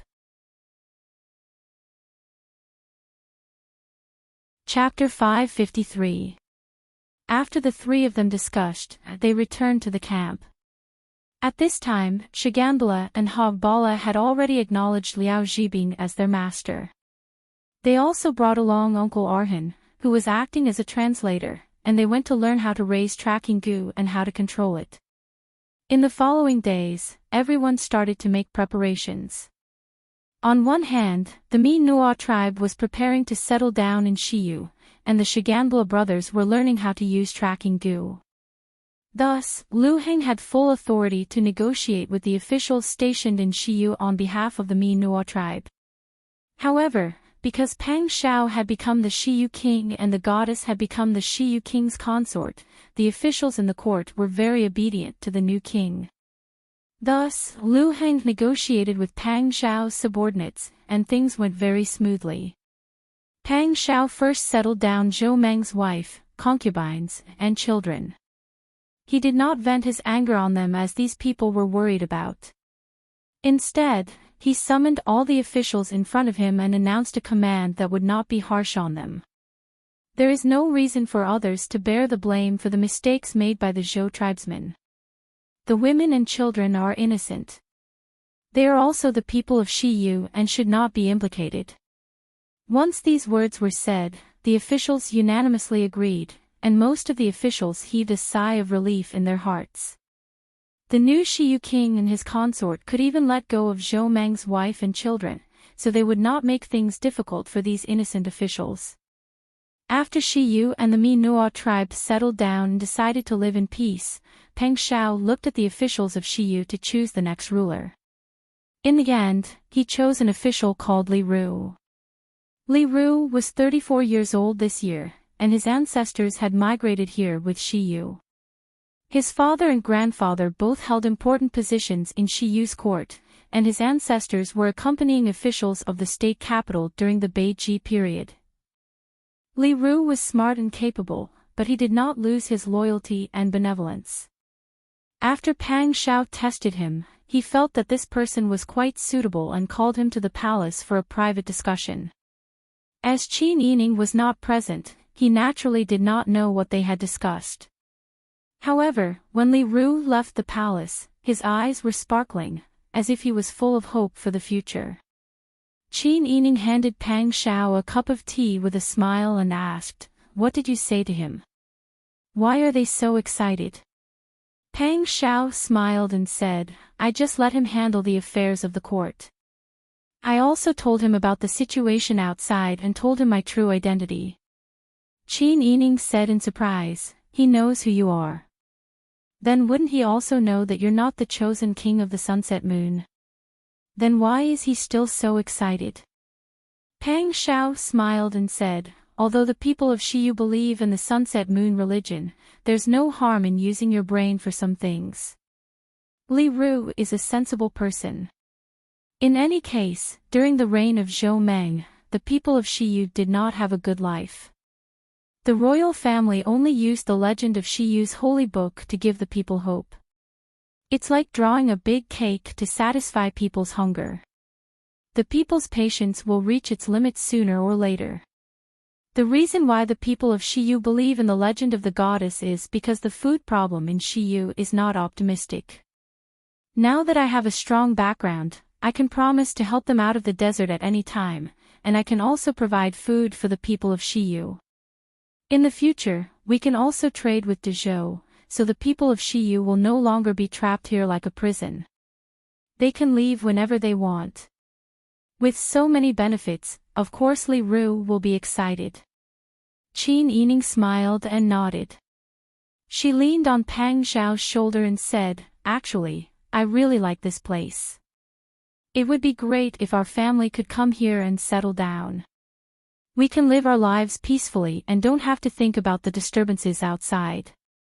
Even if we don't have to live a luxurious life and have servants, we will still be very happy." Pang Xiao's long arms wrapped around her shoulders. He pressed her into his embrace and kissed her forehead. His eyes became especially firm. "There will be such a day. When that time comes, no one will threaten our lives and our families' lives. We can live a peaceful life. We don't have to think about anything else. We just have to think about how to have 2 children in 3 years."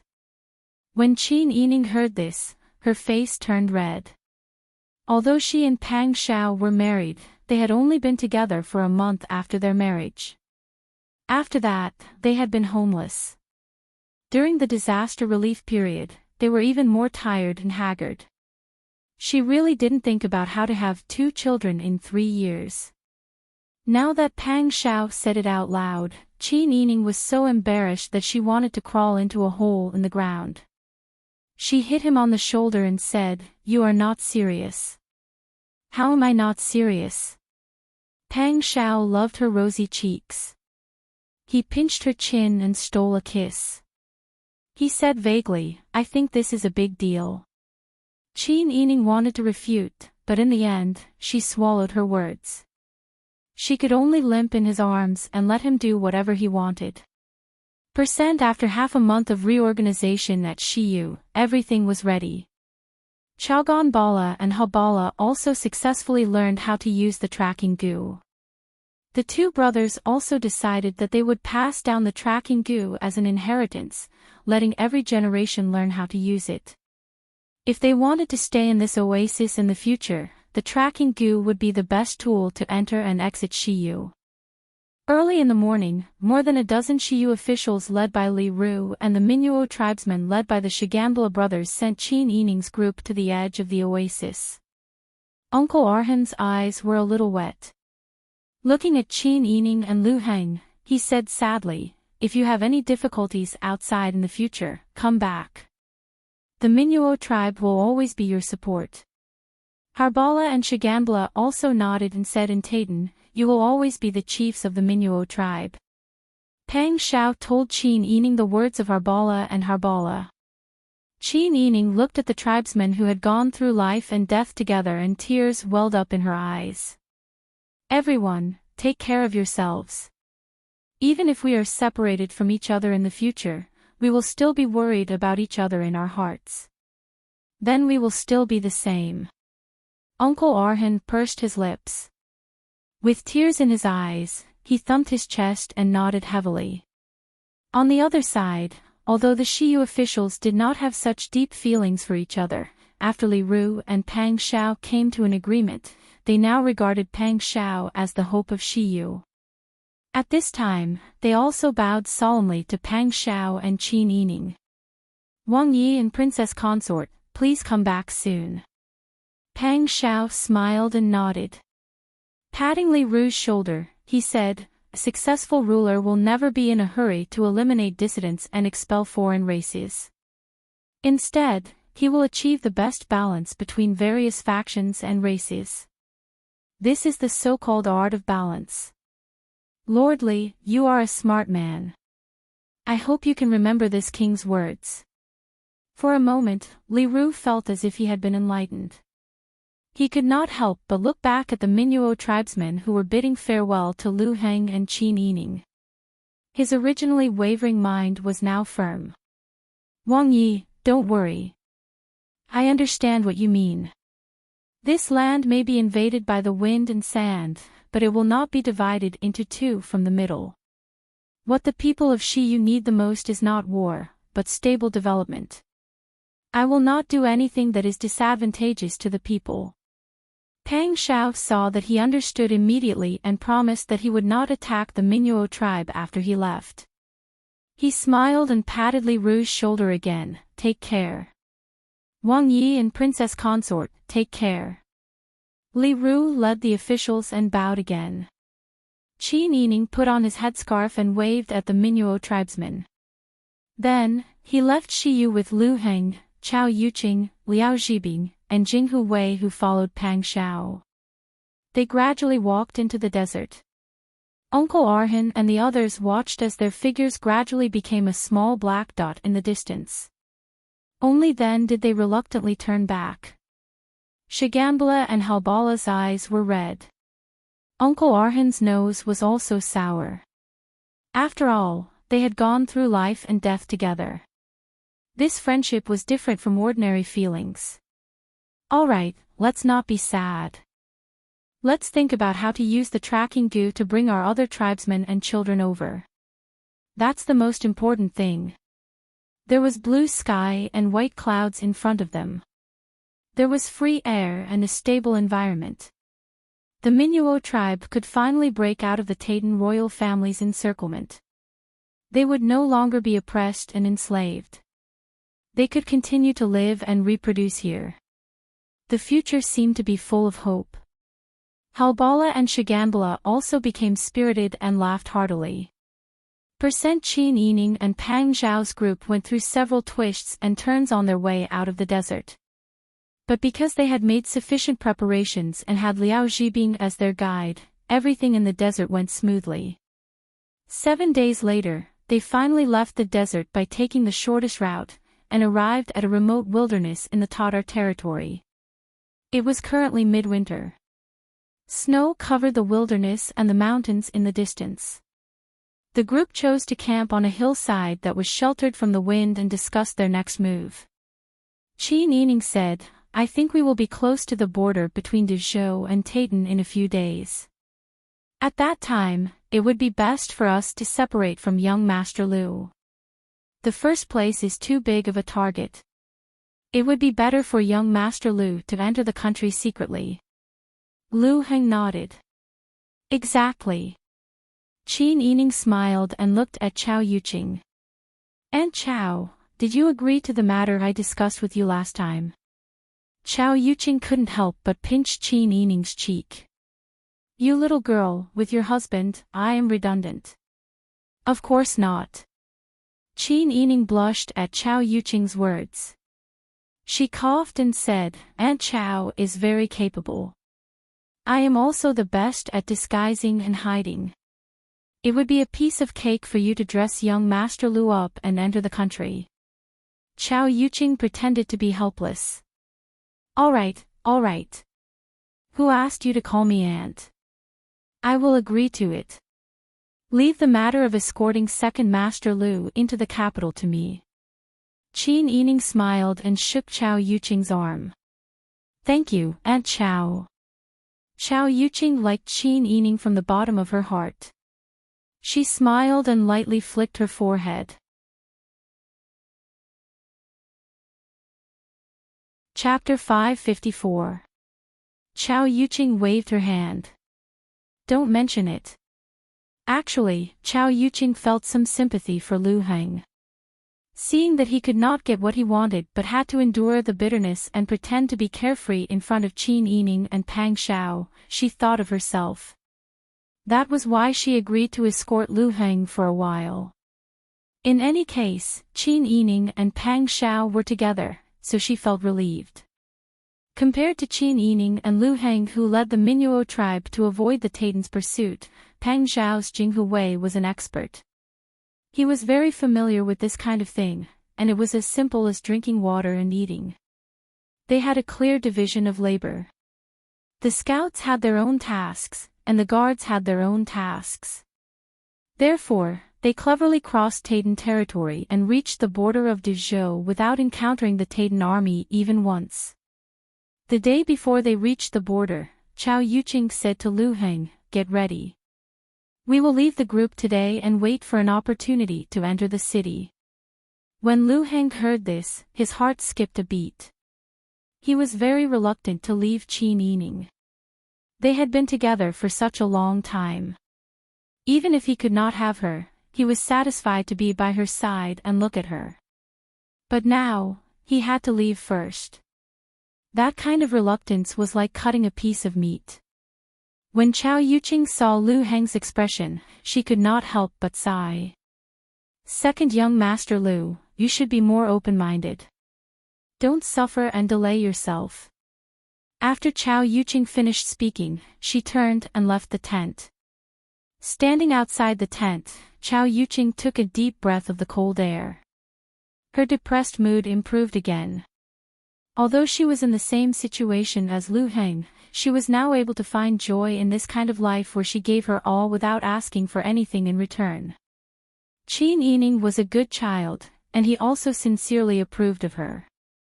She was able to obtain Qin Huayuan's friendship and trust. She was able to obtain such an obedient and filial niece like Qin Yining. This was already the best situation. It was better than her blindly forcing him and ending up with nothing in the end. Soon, Lu Heng finished packing his simple luggage. Standing in front of Qin Yining and Pang Xiao, Lu Heng did not show any inappropriate emotions. He smiled and said goodbye to them, "Goodbye for now. See you in Beijing." Pang Xiao also cupped his fists towards him. "I believe that Brother Lu will go this time. I'm sure you'll be able to solve all your problems. We'll wait for your good news." "Me too. Take care. Goodbye." "Goodbye." Lu Heng glanced at Qin Yining again. Qin Yining was wearing a large black mink fur cloak and a mink fur hat. At a glance, one could tell that these clothes were Pang Zhao's. The black fur wrapped tightly around her. Half of her palm-sized face was covered by the fur collar. Her face seemed to have gained some weight, and her complexion was very good. When their eyes met, her eyes were filled with a gentle smile. "You have to be careful." "I will. Goodbye." Lu Heng suppressed the reluctance in his heart. He thought that Qin Yining and Pang Xiao could be protected very well together. He did not have to continue to worry. After making up his mind, Lu Heng turned and got on the horse. He left the group with Qiao Yuqing and Liao Zhibing. Pang Xiao looked at Lu Heng's back. He pursed his lips and then smiled freely. His large hand pulled Qin Yining's small hands that were hidden in the cloak. He huffed and did his best to help her warm them up. "Are you cold? Come, let's go back to the tent to rest." Qin Yining smiled and nodded. He carefully lifted the hem of the cloak to prevent it from dragging on the snow and getting dirty.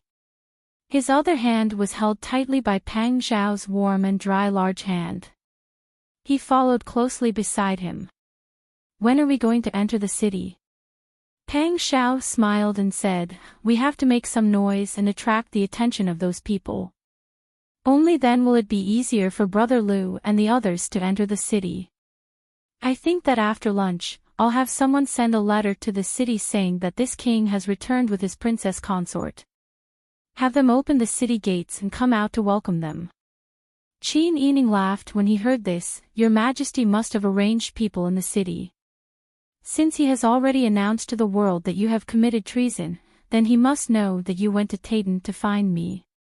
Right now, there must be people in charge of watching you in the city. They are waiting for you to come back so that they can arrest you. You want them to welcome you on their knees. Do you want them to kneel in fear? Pang Xiao said indifferently, it doesn't matter if they beat them to kneel or scare them to kneel. We won't kneel. His large hand rubbed her head. Because the warm hat was a bit big, when he rubbed it, her hair bun loosened. The hat also covered her eyes. She looked very cute. Qin Yining said angrily, what are you doing? She raised her hand to adjust the hat. Pang Xiao pressed the hat down so that it covered Qin Yining's eyes. He bent down and gently bit her lips. Then his nimble tongue went straight in and danced with her. Because her vision was blocked by the hat, her senses were much sharper than usual. Qin Yining felt that her whole body was about to burn.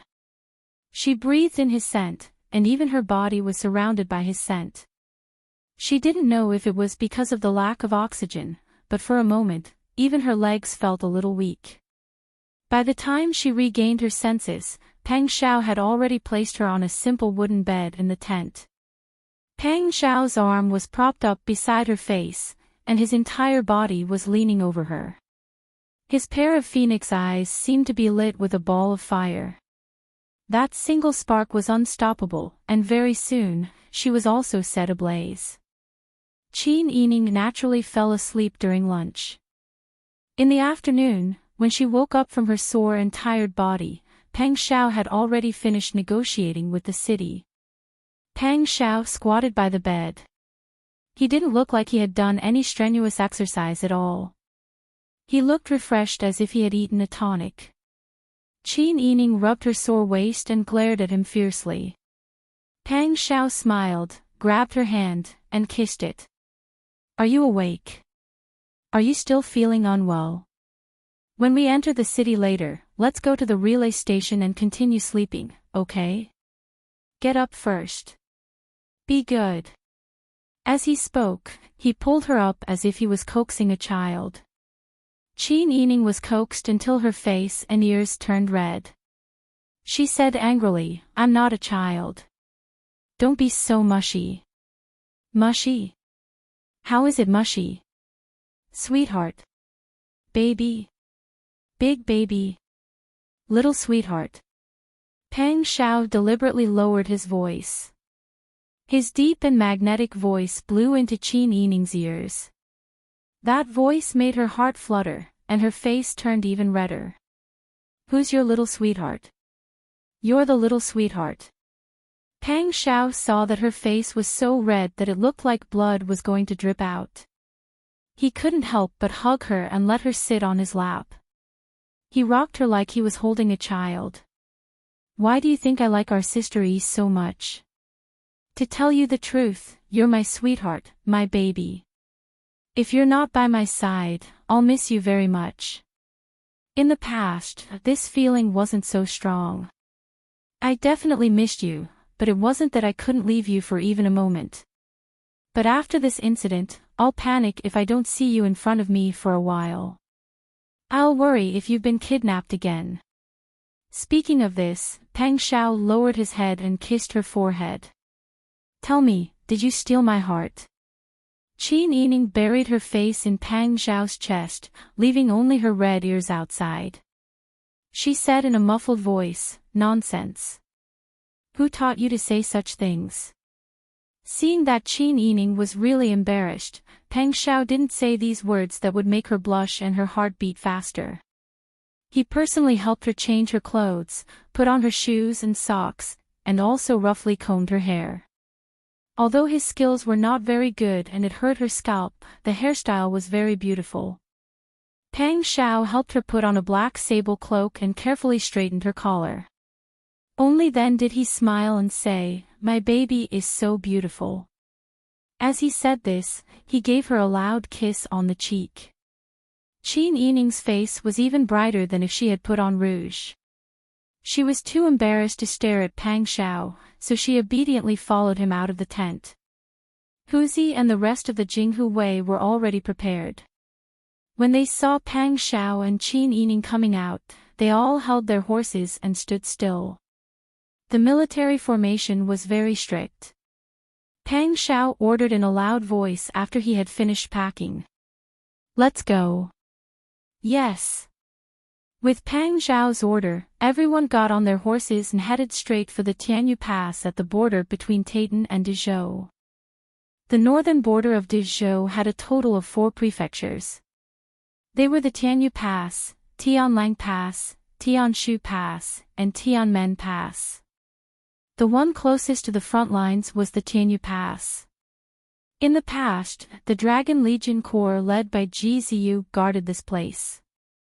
Although the Dragon Legion Corps was still stationed here, their commander had changed many times. The current commander was called Kong Cheong, and she was someone that Li Qitian arranged. She didn't get along well with the previous generals of the Dragon Legion Corps. Ever since Prince Zhongshuan committed treason, the court was like a pot of boiling water being poured into hot oil. It was as if the heavens and earth had been turned upside down. As he knew that Pang Xiao had brought the house soldiers to the Taitan, Li Qitian arranged for a trusted general to bring 100 men to guard the Tianyu Pass. They were waiting for Pang Xiao to return and take him down. The official that Li Qitian sent was called Yi Binggu, and he was 29 years old. He was currently a grade 5 martial righteous general and was temporarily in the Jingdu camp. However, he had some connections with the Tiger Legion Corps. It was common knowledge that Pang Xiao's brave Tiger Army had gone through strict tests and selections. So, it didn't mean that they wouldn't be kicked out even if they entered the army. Moreover, they would go through strict tests every once in a while to decide whether they would stay or leave. Yi Binggu used to be a member of the brave Tiger Army. However, he had only been there for a month before he was severely reprimanded in public by Pang Xiao because he failed the assessment and wanted to use money to get into the army. Yi Binggu's family was a family in Beiji, and many of their children were officials in the imperial court. Since he was young, he felt that he was the pride of the heavens. Since he was humiliated by Pang Xiao, he held a grudge. After he was kicked out of the Tiger Legion Corps, he used his family's connections to get a position in the Jingdu camp. However, he always had a knot in his heart. This time, Li Qitian arranged for Yi Binggu to wait at the border. In fact, he also knew about this point. In the past, not only Yi Binggu, but also the more than 100 subordinates that Yi Binggu brought with him were also kicked out by the Tiger Army. Chapter 555. Qin Yining rode beside Pang Xiao on his horse. When the group arrived at the city gates, they saw that the gates were already slowly opening. Over 100 soldiers rushed out from the gates and lined up on both sides. The sharp ends of their weapons were all pointed at Pang Xiao's group. Then, a man in his 40s wearing golden armor rode out on a horse. Behind him was a middle-aged man with big shoulders and a round waist. The armor of the capital's military camp was particularly eye-catching. Pang Xiao held on to the reins of his and Qin Yining's mounts with one hand and played with the whip in his hand with the other. He raised his eyebrows and smiled, "Not bad. You're welcoming this king with a great lineup." This king is very gratified. Yi Binggu's face turned red with anger when he heard this. He almost fell off his date-red horse. He urged his horse forward and reprimanded in a deep voice, "Hey! You traitor, you still have the face to speak nonsense here." Pang Xiao didn't even look at Yi Binggu. He smiled and urged his horse forward. He cupped his hands towards Kong Cheong, Marshal Kong. "Long time no see. Wang Yi, Kong Cheong hurriedly cupped his hands in return and smiled. Wang Yi must be tired from the journey. Please enter the city to rest first. This official has already ordered people to clean out the best room in the relay station. Hot water and wine have already been prepared. The welcome banquet has also been prepared. We're just waiting for Wang Yi. I'll have to trouble Marshal Kong to make the arrangements. Pang Xiao smiled and nodded. He was about to lead Qin Yining and his brothers into the city. When Yi Binggu saw this, his eyes turned red with anger. He kicked his horse's abdomen and rushed forward, blocking Pang Xiao's group. No! You're a traitor, how can you enjoy such great treatment? Since you still know to come back to the country, you should have some shame. You betrayed the Zhou back then. Now that you're back, you're a sinner. It's fine if you're not shackled. You still want to have a welcome banquet? Yi Binggu said as he pulled out his sword from his waist. He pointed it at Pang Xiao and said, Men, arrest this traitorous criminal for this general. Silence. It was still quiet. Be it the people of the Dragon Legion Corps that Kong Cheong had brought or the people of the Jingdu camp that Yi Binggu had brought, no one moved. As for the Jinghu Wei brought back by Pang Xiao, they were all expressionless as they stared coldly at Yi Binggu, as if they were looking at a dead man. Yi Binggu was so scared that the hair on his back stood on end. A gust of wind blew past, making Yi Binggu's saber look somewhat desolate. Do it. Wei Erbao. Li Daniu. And you guys. Yi Binggu turned around and pointed angrily at his subordinates. Pang Xiao chuckled and urged her horse forward, as if she didn't care that Yi Binggu's sword was pointed at her. She passed by the soldiers wearing the uniform of the Jingji Guard and called out their names one by one. Wei Erbao, you seem to have put on weight again. Li Daniu, you're still laughing. Look at your cigarette teeth. I told you to smoke less. Qian Dong, look at you. Did Wei Erbao steal all your food? TSK, Wu Xiaogue, why are you still as skinny as a monkey? Every time Pang Xiao passed by someone, she could accurately call out their name. She could even casually laugh and tease them. It was clear that although these people were people who had failed to be selected from the Tiger Legion, Pang Xiao had never forgotten them. She even remembered their likes and dislikes. When these people saw Pang Xiao, their eyes were filled with worship. There was no hatred at all. Li Daniu chuckled, then covered his mouth in embarrassment. Wang Yi, it's hard for me to quit smoking. Wait until I'm good at martial arts, then I'll go to the Tiger Legion to try. If I succeed, then you can take me in. His simple and honest words caused everyone to burst into laughter. Pang Xiao smiled, that won't do. The commander of the Tiger Legion is now Jilan. I'll talk to Jilan later. If you're good enough and can catch her eye, then she'll take you in. Oh. Thank you, Wang Yi. Li Daniu's voice was very loud. The Jilan that Wang Yi was talking about was the current emperor's son-in-law, Ji Ziyu. She used to be the commander of the 100,000 Dragon Legion. She was also a hero who was as famous as Wang Yi. She was one of the few talented generals in the world. If Ji Ziyu took a liking to her, then it would be great. Pang Xiao spoke to the people in a friendly manner. The scene was very relaxed and lively. It didn't seem like Yi Binggu had brought people to stop them. Instead, it seemed like Pang Xiao and the Tiger Legion were old acquaintances who were meeting each other. Yi Binggu was completely stunned at this time. He looked at the people who were supposed to capture Pang Xiao, but now they were all talking to Pang Xiao with worship. They didn't have any intention of capturing him at all. Yi Binggu was anxious and angry. What are you all thinking? Have you all forgotten your Majesty's painstaking efforts? You all came with me, so you all have to listen to my orders. I order you all to immediately capture Prince Zhongshuan and Princess Consort and bring them back to the capital. Bingu was so angry that even his hair was about to explode. His roar could cause an avalanche in the distant mountains. However, none of the people close to him were willing to listen to him. Although he came with orders, his orders weren't imperial edicts. If no one was willing to listen to his orders, what could he do by himself?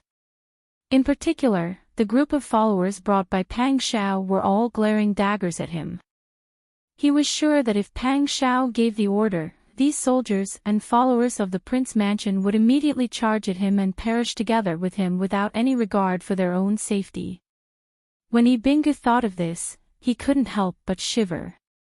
He was still young. He didn't want to die here for no reason. Therefore, when he didn't get an answer, Bingu didn't dare to continue shouting. He could only clench his teeth tightly and not let himself say anything that would anger the other party. Pang Shao talked with his old acquaintances and said, "Open the city gates." He turned around and said to Bingu, "You all came at the right time. This king is going back to the capital to see your majesty. You all can escort him." Escort? Couldn't he be escorted into the prison carriage?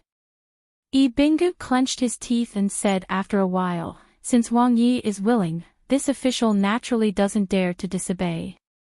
In any case, the closer they were to the capital, the more people your majesty would have. The chances of Pang Zhao's group escaping would be smaller and he would be able to report easily." Kong Cheong said at the right time, Wang Yi finally came to Tianyu Pass. No matter what, he should have a drink with his brothers before leaving. The banquet has been set up. If Wang Yi doesn't eat, wouldn't it be a waste? Also, the brothers that Wang Yi brought also need to drink wine to warm their bodies. Wang Fei also needs to rest. Bingu clenched his teeth and glared at Kong Cheong. He thought to himself, "This person is really superfluous. Why is he meddling when it has nothing to do with him?" Pang Shao looked at Bingu's nervous appearance. He had seen enough of Bingu's nervous appearance, so he kindly stopped teasing Bingu's appetite. He smiled and said, "If that's the case, how can this prince fail to live up to Marshal Kang's good intentions?" Hearing this, Kong Cheong laughed heartily. "Wang Yi, please. Marshal Kong, please." Kong Cheong and Pang Shao dismounted and walked together to the city gates. Bingu was left to the side. Seeing the Fu soldiers that Pang Shao brought with him follow the guards of Tianyu Pass into the city, Li Dainyu and the others beside Kong Cheong were very anxious. In reality, even if they entered the city, they did not have the qualifications to drink with Pang Shao. But they worshipped Pang Shao in their hearts. It was as though they could touch the aura of the god of war if they followed him closely. Seeing Bingu not speak, everyone became impatient from waiting. At this moment, Bingu deeply felt Pang Zhao's prestige and popularity in the army. It was as if all the officers and soldiers at the border were worshipping him as if he was a god. It made Bingu feel like a clown. He was embarrassed and angry. He also cursed Kong Cheong, that old fox, for being good at pleasing his subordinates. He knew that his subordinates worshipped Pang Shao and took the opportunity to invite them to a banquet. He was really cunning. Bingu thought for a while. Seeing that the city gates were about to close, Bingu coldly called out to the people beside him, "What are you waiting for? Are you waiting for your Wang Ye to bring you in?" Bingu kicked the belly of the horse and the horse charged in. His subordinates looked at each other. In the end, they all curled their lips in disdain and followed him into the city. Qin Yining was placed in the back of the Tianyu Pass Yamen. Led by Kong Cheong's wife, Madame Qin, he was placed in the best room in the back of the Yamen. "Princess, you must be tired from the journey and have worked hard. The border is cold and naturally cannot compare to the capital, but there are warm rooms. I hope that princess will not dislike them." "Madam Qin, there is no need to be so polite. This is already too good. Madam Qin, there is no need to vacate the main room. Wang Yi and I will be entering the capital soon and will only be staying for a short time. Why go through so much trouble? Hearing Qin Yining call her Madam Qin couldn't help feeling happy. When a woman got married, most of them would call their husband by his surname. However, there were some women who had their own careers or had a good reputation that would be called by their family surname. Qin Yining calling her Madam Qin was already showing her great respect. Madam Qin looked at Qin Yining's appearance and her sense of propriety. She couldn't help secretly praising in her heart.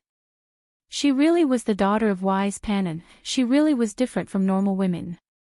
It was no wonder Wang Yi was so angry for a woman that he went against 33 imperial edicts to find her. He even risked treason for her and went deep into the Titan to find her. If all the women in the world knew that the god of war Wang Yi was so infatuated with the princess, there wasn't a single person that wouldn't envy Qin Yining. Now that she had seen Qin Yining, Madam Qin thought that she really was an outstanding woman. Otherwise, it would be impossible for the god of war Wang Yi to become so soft. The two of them admired each other and chatted as they entered the main room. Madam Qin ordered people to prepare hot water for them to bathe. Then she carefully checked the charcoal, bedding, and other things in the room. After confirming that there was nothing wrong, she left.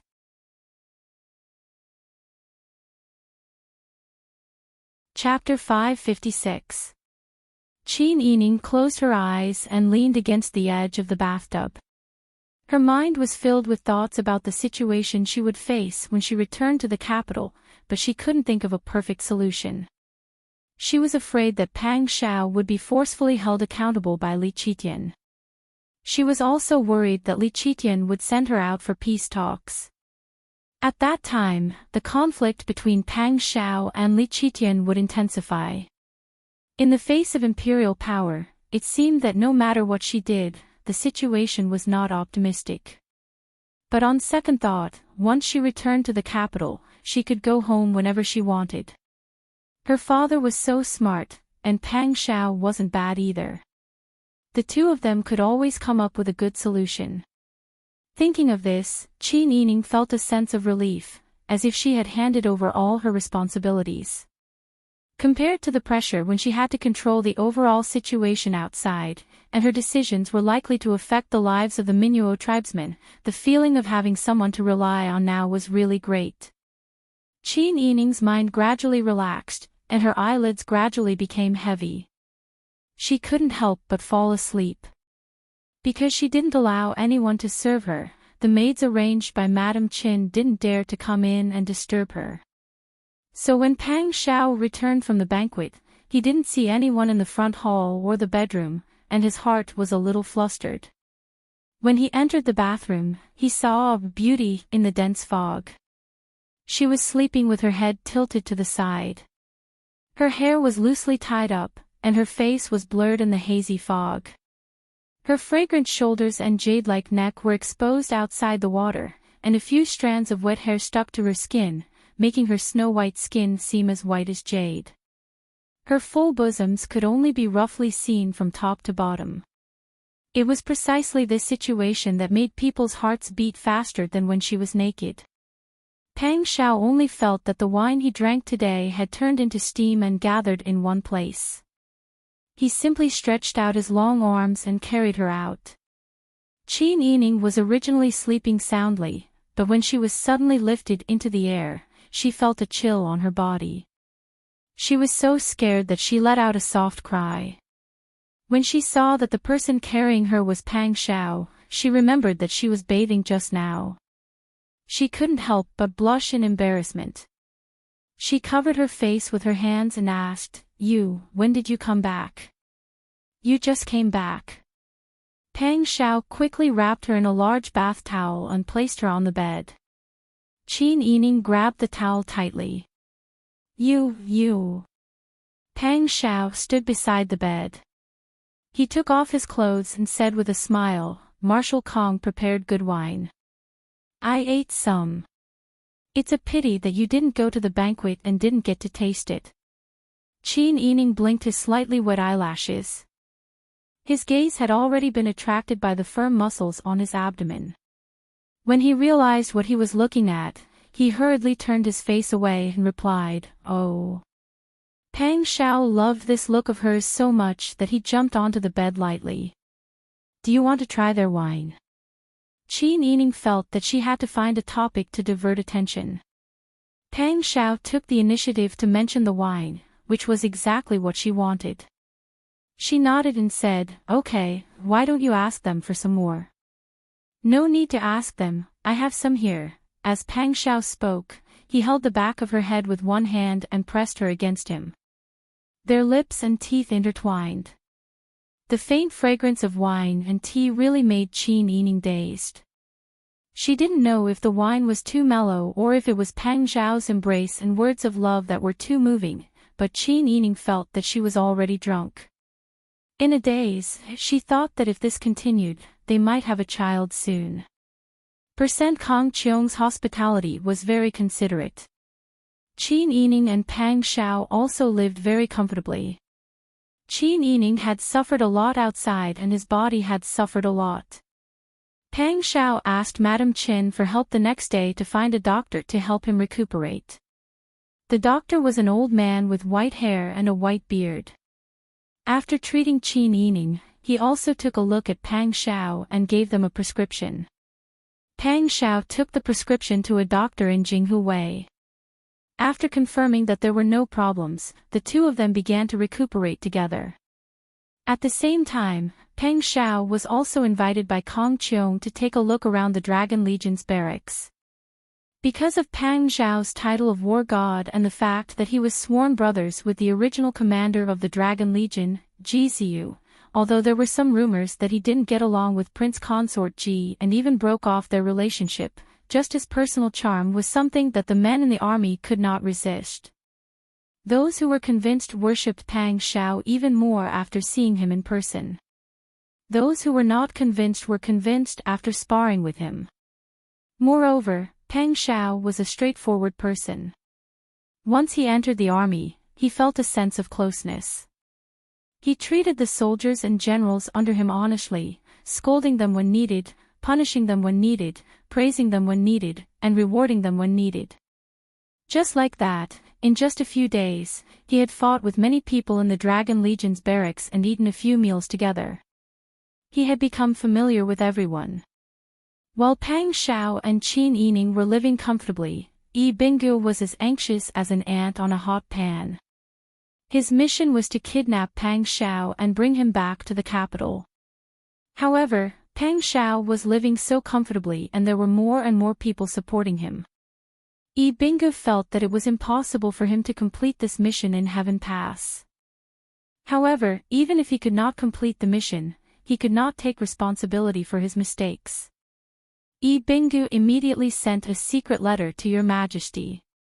In it, he described how arrogant Pang Shao had been after seeing him and how he had tried to buy people's hearts.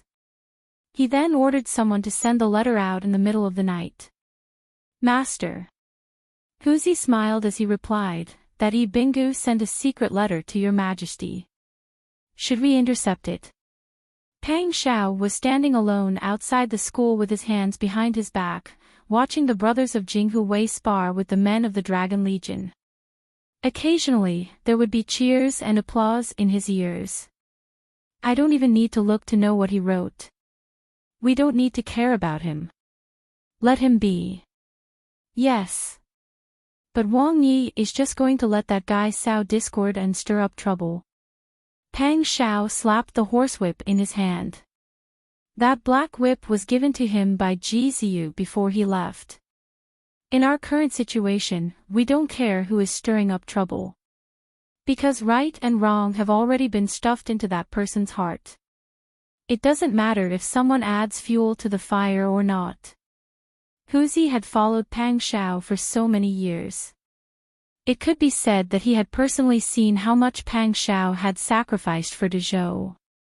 Now, he only felt that his stomach was filled with injustice and anger. When the dynasty was first established, the imperial court did not have money to pay the soldiers. That person pushed all the blame onto you, saying that you did not pay them. This caused the soldiers to misunderstand you for a long time. Later, when you entered the imperial court of Beiji, you had to do everything. He pretended to be a good person behind the scenes. You fought so hard for this country and sacrificed so much. When you took 99 steps to reclaim Dian, he sent down a decree and did not let you accept the letter of surrender. He did not give you any credit, and now he is treating you like this. I feel that you have been wronged for long enough. You really have been wronged enough. Even us brothers feel bad when we see you like this. Alright, don't mention these things again. Pang Xiao still had the same smile on his face as before. He said, I know that my brothers have me in your hearts and sincerely feel injustice for me. That is enough. If these words reach that person's ears, you are not afraid of death, but I am afraid of implicating you. Huzi pursed his lips and sighed for a long time. Pang Xiao laughed. Alright, don't think about these things for now. I see that you and Miss Tang like each other. Do you want me to help you? Huzi's face turned red. He stammered, a real man should first establish his career and then have a family. I haven't established my career yet. Pang Xiao was amused by his awkward appearance. Don't think that I don't see what you secretly carve every day. Don't you learn from your master? If you like her, go after her. As a man, if you don't take the initiative, do you want the girl to take the initiative? I don't have a chance. If you don't have a chance, create a chance. Marrying a wife is like fighting a war. If there is a slight chance, you have to do it. If there is no chance, you have to create a chance. Pang Xiao patted Huzi's head. You are so hesitant. I feel anxious just looking at you. Why don't I ask the princess to help you make peace? No. Meng Meng treats the princess as her savior, as her sister, as her master. Anyway, Meng Meng will definitely listen to the princess. That will show that she doesn't really want to marry me. It's better for me to ask her myself. TSK. You are calling me little. It can be seen that I am anxious for nothing. Huzi was stunned. He hurriedly said, I am going to the toilet. Then he turned and ran away. Seeing this, Pang Xiao couldn't help but laugh. Pang Xiao and Qin Yining had different thoughts. Qin Yining was worried about the future, but Pang Xiao was not worried at all. He was still high-spirited, as if he was in control of the whole situation. No matter how chaotic things were outside, he didn't want to bring those negative emotions home and make his wife and family live in fear. Life was one thing. He was a man, and he should hold up the sky.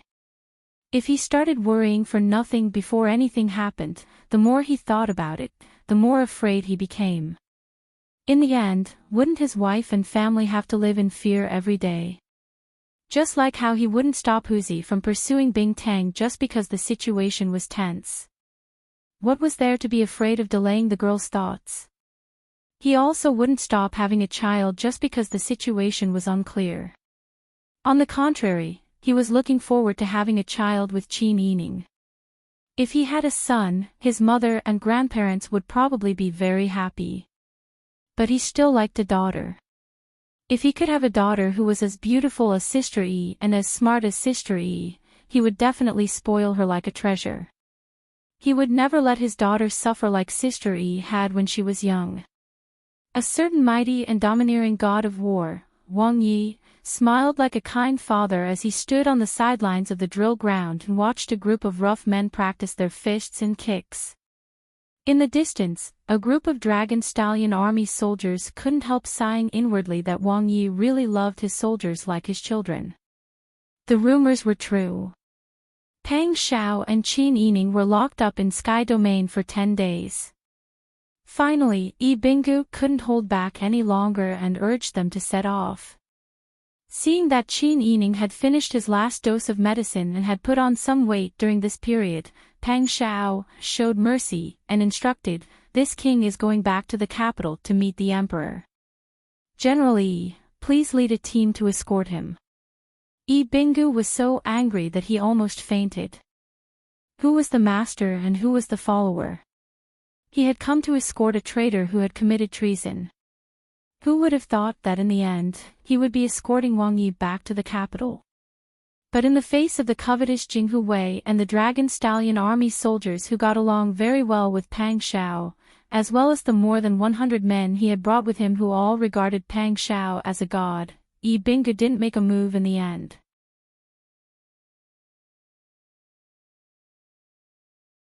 Chapter 557.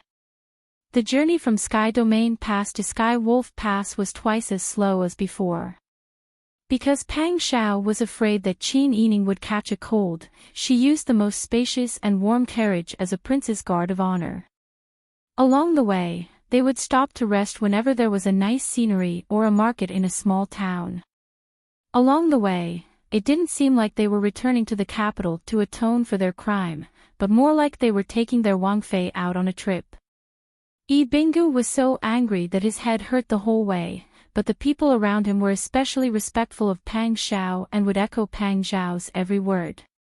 Qin Yining lifted the warm curtain of the carriage and looked out. Seeing Yi Binggu's taut face, which seemed to have lost a lot of weight in the last few days, she couldn't help leaning back into Pang Zhao's arms and saying softly, "If this goes on, I'm afraid that General Yi's tall and strong figure will disappear. I've seen him barely eat these days." Pang Shao leaned back against a large pillow and half reclined with her long legs bent. She held a military book in one hand and hugged Qin Yining to her chest with the other. The two of them were covered in a thick blanket together. Qin Yining even held a small heater in her arms, which was very warm and comfortable. That person has evil intentions and thinks he's infallible. It's a good thing if we can temper his character this time, but if not, we can't do anything about it. The reason why the Tiger Army kicked him out back then was because his character was too unstable and could easily affect the overall situation in the army. Hearing this, Qin Yining couldn't help laughing. It seems that you know your subordinates very well. This is what they mean by knowing how to use people wisely. Pang Shao smiled and kissed the top of Qin Yining's head. It's like playing chess. You always have to be clear about the role of each chess piece and what they can do on the board. Qin Yining nodded and turned over in Pang Zhao's arms. That's why I said that person isn't as good as you. Pang Shao was amused by her praise. You're biased towards me, so you think I'm better in everything. That's not it. Anyone with a discerning eye could tell who was more outstanding. If you weren't really outstanding, would those brave men in the army acknowledge you? 10,000 words of praise from outsiders were not as comforting as a single word from Qin Yining. Pang Shao happily kissed her cheek and whispered in her ear, "Your husband is very happy with your praise." Qin Yining buried his entire face in Pang Zhao's arms. He couldn't hide the smile on his face as he said, "What a glib tongue. How can it be glib? Every word comes from the bottom of my heart." The blanket was too warm, and the pillow was too comfortable. Qin Yining hugged the heater in his arms and felt a little dizzy. His eyelids gradually became heavy. Seeing Qin Yining curled up in his arms like a kitten, Pang Shao felt even more tender. He patted her back slowly with his big hand and whispered as if coaxing a child, "Go to sleep. I'll watch over you." Qin Yining closed his eyes and fell into a deep sleep unknowingly. The group traveled slowly for 7 or 8 days and finally arrived at the second checkpoint of the northern border, Tianlang Pass. When Pang Shao approached Tianlang Pass, he changed to riding a horse and followed beside Qin Yining's carriage. Yi Binggu secretly cursed Pang Shao for being so cunning. He usually enjoyed himself in the carriage like a woman, but when he saw the soldiers at the border, he changed to riding a horse. He seemed so manly. Pang Shao noticed that Ibingu's gaze was not right, but he didn't care. He led the group to the gate. Immediately, someone on the gate tower of Tianlang Pass asked loudly, "Who are you?" Huzi said loudly, "This is Prince Zhongshuan's group returning to the capital. They are passing by Tianlang Pass. General, please open the gate." The sound of disorderly footsteps came from above the gate tower. Not long after, someone leaned out to take a look. After confirming that there was no mistake, he stomped down the tower. Not long after, the gate was opened. A group of guards came out first and stood on both sides. Soon after, a tall and strong middle-aged man with a scar on his face wearing armor and holding a saber quickly came out. When Pang Shao saw that the other party was walking, he also dismounted from his horse. Jinghu Wei, who was behind Pang Shao, also dismounted. Ibingu curled his lips and snorted. He muttered, "Pretentious." Wei Erbao, Li Daniu, and Qian Dong had been dissatisfied with Ibingu for a long time, but they couldn't do anything about it. Just like the elite tiger guards, they dismounted and followed Ibingu. Ibingu sat alone on the horse and seemed unsociable. In the end, he had no choice but to dismount with a dark face. The general garrison of Celestial Wolf Pass was a tough guy. Ibingu didn't believe that this man would defy an imperial order and be polite to Pang Shao. Thinking this, Ibingu quickly stepped forward and passed Pang Shao to salute the man with clasped fists. "General Tao. General Li. So you've already found Prince Zhongshuan's team and are coming back with them." These words simply made Ibingu's heart, liver, and lungs explode with anger. What did he mean by coming back with them? He was escorting a traitor back.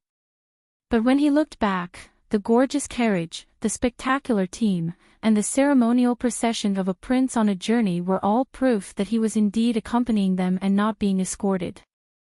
Ibingu's face was as black as the bottom of a pot and he said stiffly, "Yes. We've already found Prince Zhongshuan. General Yi, have you arranged accommodation for Wang Yi and his party to stay for the time being? The courier station has been arranged and you can check in at any time. However, Wang Yi's status is honorable. In a moment, this general will immediately order people to tidy up the rear court and invite Wang Yi and the princess consort to stay." It was the same trick again. Ibingu secretly wondered what these people's brains were made of. Why was it that Kong Qiong, as the Grand Marshal of the Dragon Legion, had said that Pang Shao should stay at the courier station, but had actually invited him to stay at the rear court? And now, this upright and plain-spoken General Tao was also doing the same. Pang Shao stood on the side and fiddled with his horsewhip. He couldn't help laughing as he watched Ibingu's expression change. When General Tao's gaze fell on the horsewhip in Pang Zhao's hand, he stared blankly for a moment before he stepped forward and saluted respectfully. "This general, Tao Jun, pays his respects to Prince Zhongshuan." This was Tao Jun. Pang Shao saw that there was a scar on this man's forehead that extended all the way to his brow bone. He also had an opium pipe on his waist. His skin looked rough, and he looked a little old. But, he looked like he was in his early 30s. These characteristics were the same as what Ji Ziyu had said. Pang Shao understood. This man was the leader of Ji Ziyu's 100 or so trusted aides. He had probably become even more respectful after seeing Ji Ziyu's horsewhip. "Rise. This king has yet to congratulate General Tao on your honorable promotion." When he had left, Ji Ziyu had said that Tao Jun was a military officer. Now that he had become the main general guarding Tianlang Pass, he must have been promoted recently.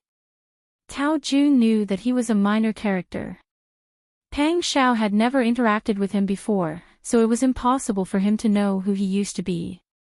Now that Pang Shao mentioned his honorable promotion, and that he was holding Ji Ziyu's keepsake, Tao Jun knew that this person must be someone that Ji Ziyu valued.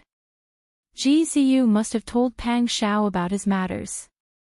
Thus, Tao Jun treated Pang Xiao respectfully and cordially. Wang Ye's group must be tired from the long journey. It must have been hard on you. Why don't you have a good rest? This general will immediately order people to prepare food and wine to welcome Wang Yi. Pang Xiao smiled and said, "Many thanks, General Tao." Wang Yi, Wang Fei, this way. Tao Jun stepped to the side and allowed Pang Xiao and Wang Fei's carriage to walk in front. He walked in front of Jinghu Wei's carriage and followed them in very respectfully. Wei Erbao, Li Dainu, and the others couldn't help but laugh. They whispered, "In the end, it is our Wang Yi who shakes the world. Look, even the Dragon Stallion army treats Wang Yi with great respect. Isn't that right? Some people don't think that they are so great just because they are a minor official. In the end, they are just like clowns jumping around. They really make people laugh their heads off." When Yibingu saw that Tao Jun treated Pang Xiao the same way as Kong Cheong, he was already very angry. Now that even the people who came with him were saying this, he was so angry that his face turned red and the veins on his head popped out. If he didn't have to show his authority, he would have scolded them. "Don't be impudent. Quickly enter the city." After reprimanding them and regaining his face, Yi Binggu led his horse and followed Jinghu Wei into the city gates. Wei Erbao and the others looked at his back and couldn't help but laugh again. They chatted and laughed as they followed in. The atmosphere was so relaxed and happy that it was like the new year. Qin Yining was once again arranged to rest in the back office. Pang Xiao still brought people to attend the banquet. At the banquet, he also brought Ji Ziyu's whip with him. He saw many people who were very respectful and close to him when they saw him. After the banquet, in the main hall of the back office, Tao Jun respectfully bowed to Pang Xiao and said, "Wang Yi, since Master Bai is willing to give the token to Wang Yi, he is also giving over 100 of our brothers to Wang Yi. If Wang Yi has any orders, just say it. We will die 10,000 times to help." Pang Xiao felt even more grateful to Ji Ziyu. He supported Tao Jun with both hands and said with a smile, "You don't have to be so courteous. This king needs to return to the capital to be interrogated. He doesn't have anything to do for the time being." Tao Jun heard this and said, "Wang Yi, please forgive me for speaking bluntly. Your return to the capital this time is not optimistic. Your Majesty might want to kill you." Pang Xiao saw that Tao Jun was actually so honest. He knew that this was Ji Ziyu's subordinate who saw the whip and treated him as his master. He couldn't help but admire Ji Ziyu's ability to control his subordinates. "While I was away, did anything major happen in the court?" Tao Jun said, "The trivial matters in the court have all been written in the court bulletin. Most of them have nothing to do with Wang Yi. The most important thing is that the Taitan people are restless. Their intention to attack Dezhou is very obvious. Although they lost the first batch of provisions to start the war, the Taitan Eugene Khan seems to be very insistent on starting the war. It seems like he is preparing provisions again for the war. To put it bluntly, the state treasury is empty. It is already difficult to complete disaster relief. Your Majesty has made a series of arrangements for the start of the war. This general was previously only a military officer. It was also this time that I was promoted to the position of general in charge of defending the city. However, although the transfer of personnel can be carried out smoothly, what the court lacks the most right now is money. If we want to start the war, we will have to use the country's capital. Taitan's attitude is firm. They say that they want to avenge their Inari Khan. I don't know what your Majesty is thinking.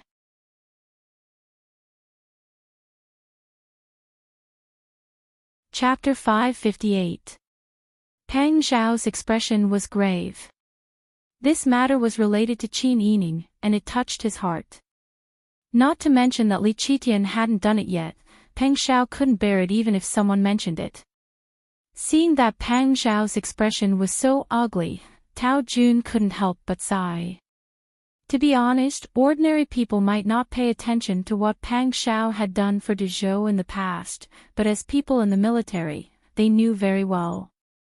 They definitely didn't believe the rumors that Peng Xiao had committed treason.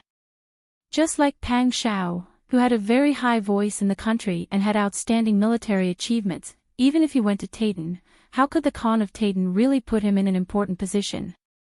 What if he was thinking of his homeland? What if he won more people's hearts in Taitan, and his voice was higher than the Khan's? Therefore, anyone with a discerning eye could see that the emperor's actions this time were because he was afraid of Peng Xiao's moves. Okay, I know. Peng Xiao smiled and said, I will pay more attention to these things. But I think your majesty should also consider the prestige of the country. If a woman went to ask for peace with the Taitan, De Zhou's face would be ruined if the news spread. Tao Jun nodded and said, I hope so. Peng Xiao then asked about Taitan's recent situation. If it was someone else, Tao Jun wouldn't easily tell this kind of important military matter. But it was the god of war Wang Yi who asked, and he had Ji Ziyu's token in his hand, so he didn't hide anything and told him about Taitan's current situation in detail. Peng Xiao listened very carefully, and often commented, reminding Tao Jun of some things to pay attention to at the border. Seeing that Peng Xiao was still so concerned about the situation at the border even when your majesty was suspicious of him, Tao Jun couldn't help but feel a little moved. Since ancient times, it was common for one's achievements to shock the ruler. Needless to say, Peng Xiao's biological father, Peng Zhongjing, was also suspected by the emperor of the northern Ji country because of his outstanding achievements. He deliberately fell into a trap and got rid of Peng Xiao by borrowing a knife to kill him. Peng Xiao had inherited Peng Zhongjing's legacy and was still a talented general, but now he was also suspected by the emperor. Such a scene truly made one sigh endlessly. By the time Peng Xiao returned to his room, Qin Yining had already taken a bath and changed her clothes. She was sitting on the warm Kong bed next to the window with her half-dried hair hanging loosely over her shoulders. She was sewing a pair of trousers for Peng Xiao by the light of a silk lamp. Hearing the sound of the door opening and closing, he looked up and smiled. You're back. Yes. As soon as he met her starry eyes, Peng Xiao's heart completely softened. He walked quickly to her, leaned over, and kissed her forehead.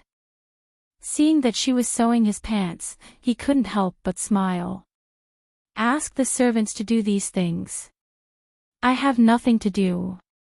Besides, you were followed by a group of rough men all the way here. How can they sew well? Qin Yining didn't even raise her head.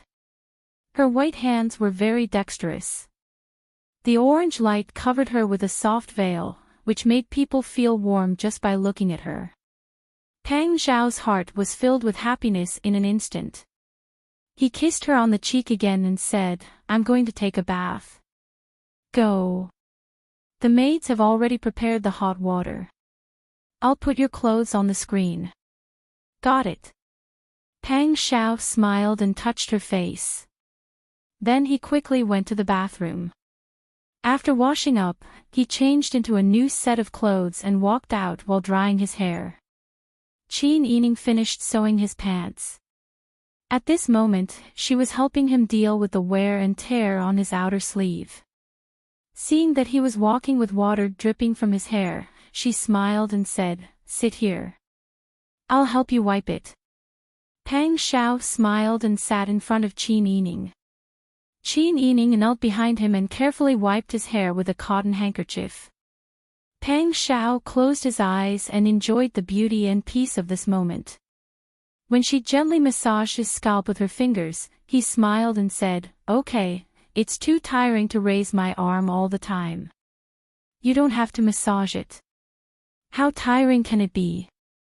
Qin Yining didn't want to stop and asked, General Tao just asked you to go over. What's the matter?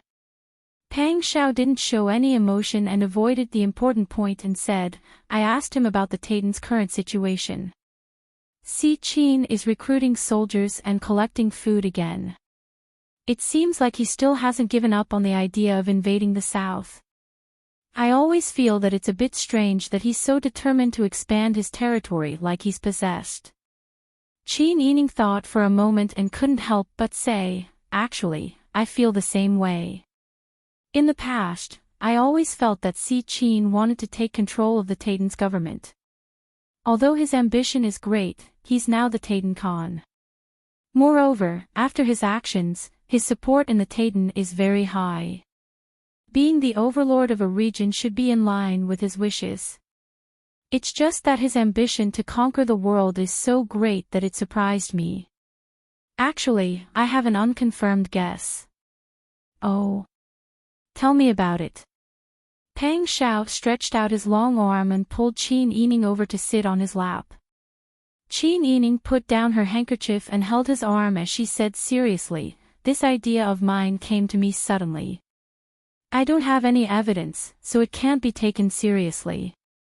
Pang Xiao held her delicate hand and played with it as he smiled, just say it, there are no outsiders here. Moreover, I always felt that a woman's sixth sense is very accurate. You're like this, my mother and grandmother are also like this. Sometimes, they'll have inexplicable ideas. For example, they'll say that something will be dangerous if it doesn't succeed. Reality proves that they're right. So, tell me about it.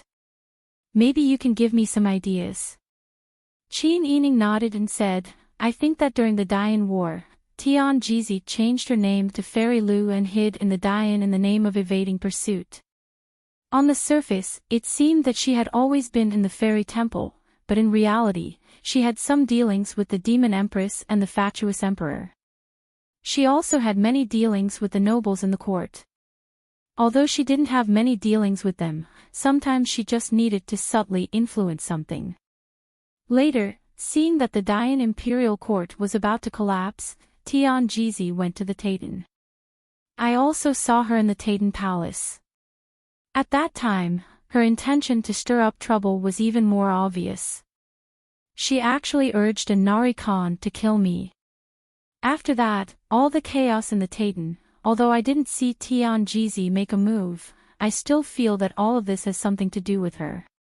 Qin Yining looked at Pang Xiao's expression and said carefully, at that time, Tian Jizi's reputation spread far and wide. She read the fate of the three of you. At that time, I don't know what she said, but the result was that Li Qitian became more and more afraid of you.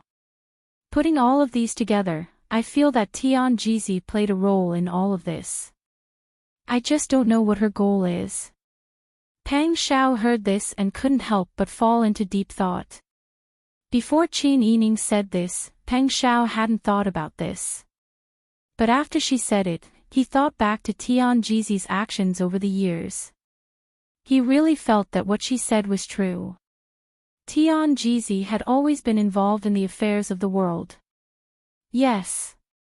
Pang Xiao said faintly, why did she do this? Qin Yining pursed his lips and said, at that time, when she read the fate, she said something about the Ziwei Emperor star and the three inauspicious stars. Did you believe it? Pang Xiao was stunned at first, then smiled and said, I don't believe in these things. Young Master Mu told me that at that time, Tian Jizi read the fate of the Dian.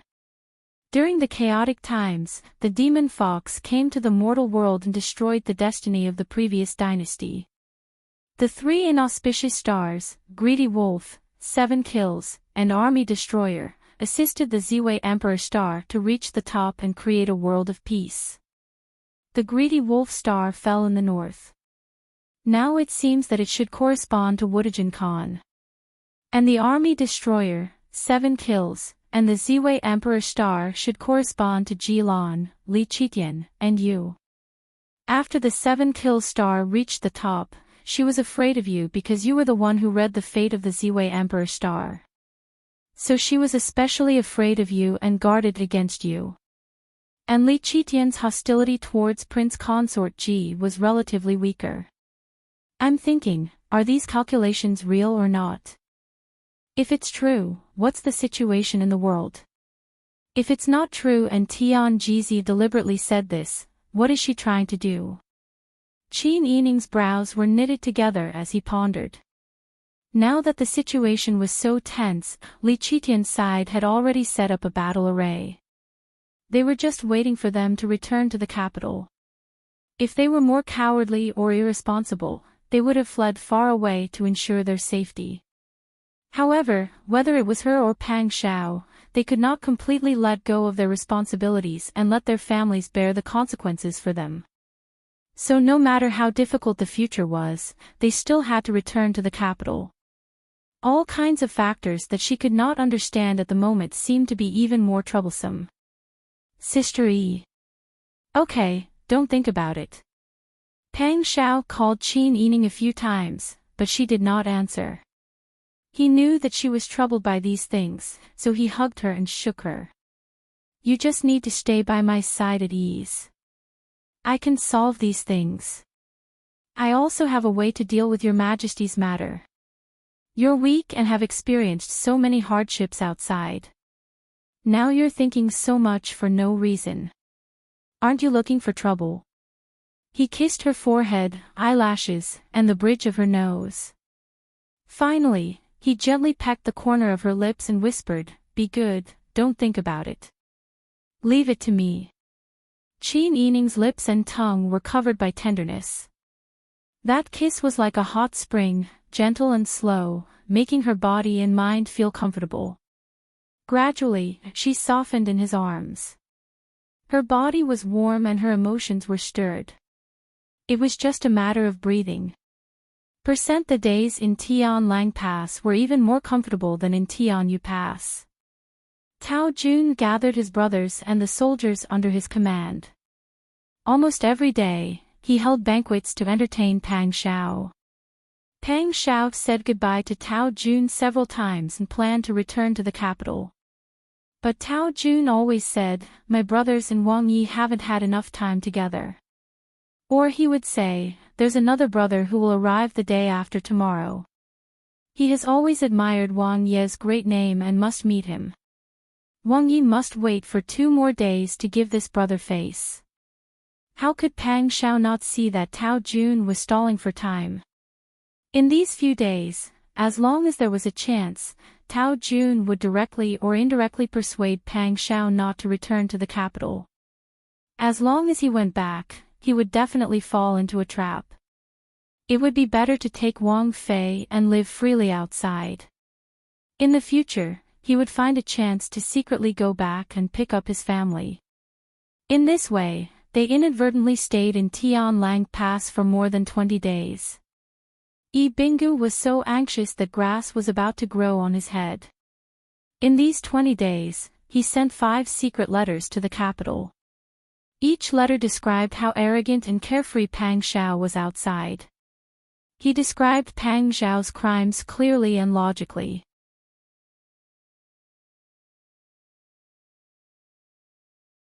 Chapter 559. Yi Binggu burned incense and took a bath. He devoutly opened the secret edict. The short sentence on it almost made him cry. The secret edict instructed him not to be disrespectful to Prince Zhongshuan and Wang Fei. He had to win them back as a prince and treat them with respect on the way. What did Your Majesty mean by this? Originally, he had been ordered to escort Pang Xiao back to Jing like he was a criminal. He was to put him into a prisoner carriage and bring him back to be convicted. Why did Your Majesty go back on his word now? He had already shed all pretense of cordiality with Pang Xiao. Now he had to be respectful and courteous to Pang Xiao according to the edict. Wouldn't he lose face? Yi Binggu was furious, but he didn't dare to really be angry at Your Majesty. He could only blame this on Pang Xiao.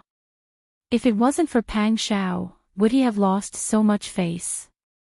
In the past, he had been the one to lose face in the Tiger Army.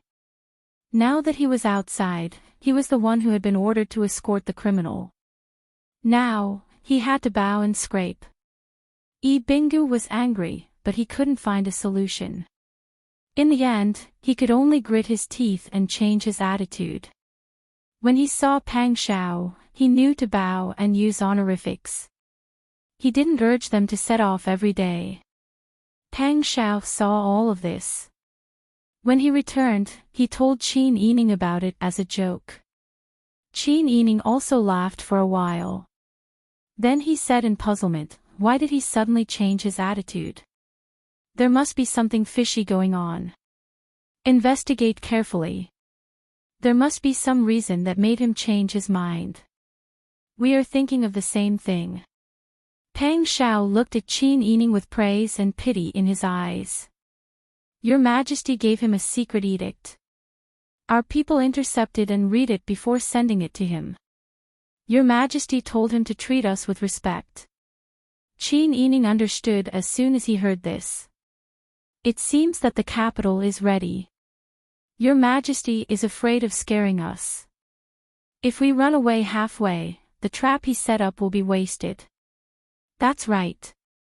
Your Majesty also wants to save face.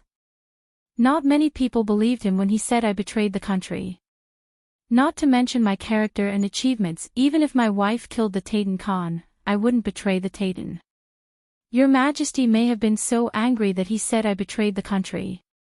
Now that His Majesty has changed his mind, perhaps it's because there are too many people who don't believe in this matter, and the public opinion is too great. His Majesty's face is affected, so he naturally has to find a way to settle this matter. The best way is to coax us back first. It will be easier for him to deal with us when we are under his nose. Qin Yining nodded and frowned worriedly. Perhaps because she was too anxious, she felt her stomach churn again and felt a little nauseous. However, she didn't want Pang Shao to worry, so she kept swallowing her saliva to suppress the nausea. Pang Shao was the most observant, and Qin Yining was his sweetheart. These days, Qin Yining didn't have a good appetite. When she woke up this morning, she felt nauseous and wretched. She said her stomach was uncomfortable. At this time, when he saw her pale face and how she kept swallowing her saliva and holding her breath, he couldn't help but worry. Is your stomach still uncomfortable? Is it still nauseous? Qin Yining shook her head. Because she tried to hold it in, her eyes were already filled with physiological tears. However, in the end, she couldn't hold it in. She pushed Pang Shao away and leaned over the Kong bed to vomit. Pang Shao immediately panicked. He helplessly patted her back and said, "What's wrong? What's going on?" Then, he shouted towards the outside, "Someone, quickly go and get a doctor." Tao Jun didn't bring his family. There were no female family members in the yamen. Even the maidservants in the courtyard were prepared by Pang Shao and the others after they arrived. When they heard Pang Shao's earth-shattering roar, the maidservants were scared silly. They were stunned for a moment before they ran out in a panic to call a doctor. Qin Yining vomited the porridge she ate in the morning. However, before she could spit it out, the porridge rushed into her nose. She had a headache and couldn't open her eyes. Physiological tears couldn't help but fall down. Pang Shao was so distressed that he almost cried along with her. He took out a handkerchief to help her wipe her face, then brought some water for her to rinse her mouth. Afterwards, he carried her into the inner room and placed her on the warm Kong bed that was already covered with bedding. He sat on the edge of the Kong bed and held her cold hands, saying, "What should we do? I didn't see you eat anything. Could it be that someone poisoned you?" The more he thought about it, the more likely it was. Pang Shao thought of Yi Bingu's twisted face when he saw him. He was even more certain of his guess. He said angrily, "Yi Bingu, that bastard. I'll kill him." Qin Yining had a headache from his nagging. Hearing that he wanted to kill someone for no reason, she couldn't help but say helplessly, "Don't quarrel. You're giving me a headache." Okay. I won't quarrel. I'll stay here with you. In his heart, he was already thinking about how he was going to skin Ibingu alive. He didn't care whether Ibingu was sent by the emperor or not. Whoever dared to touch his wife, he would dare to take their life. The doctor came in a moment. Tao Jun heard the news and also came with the doctor.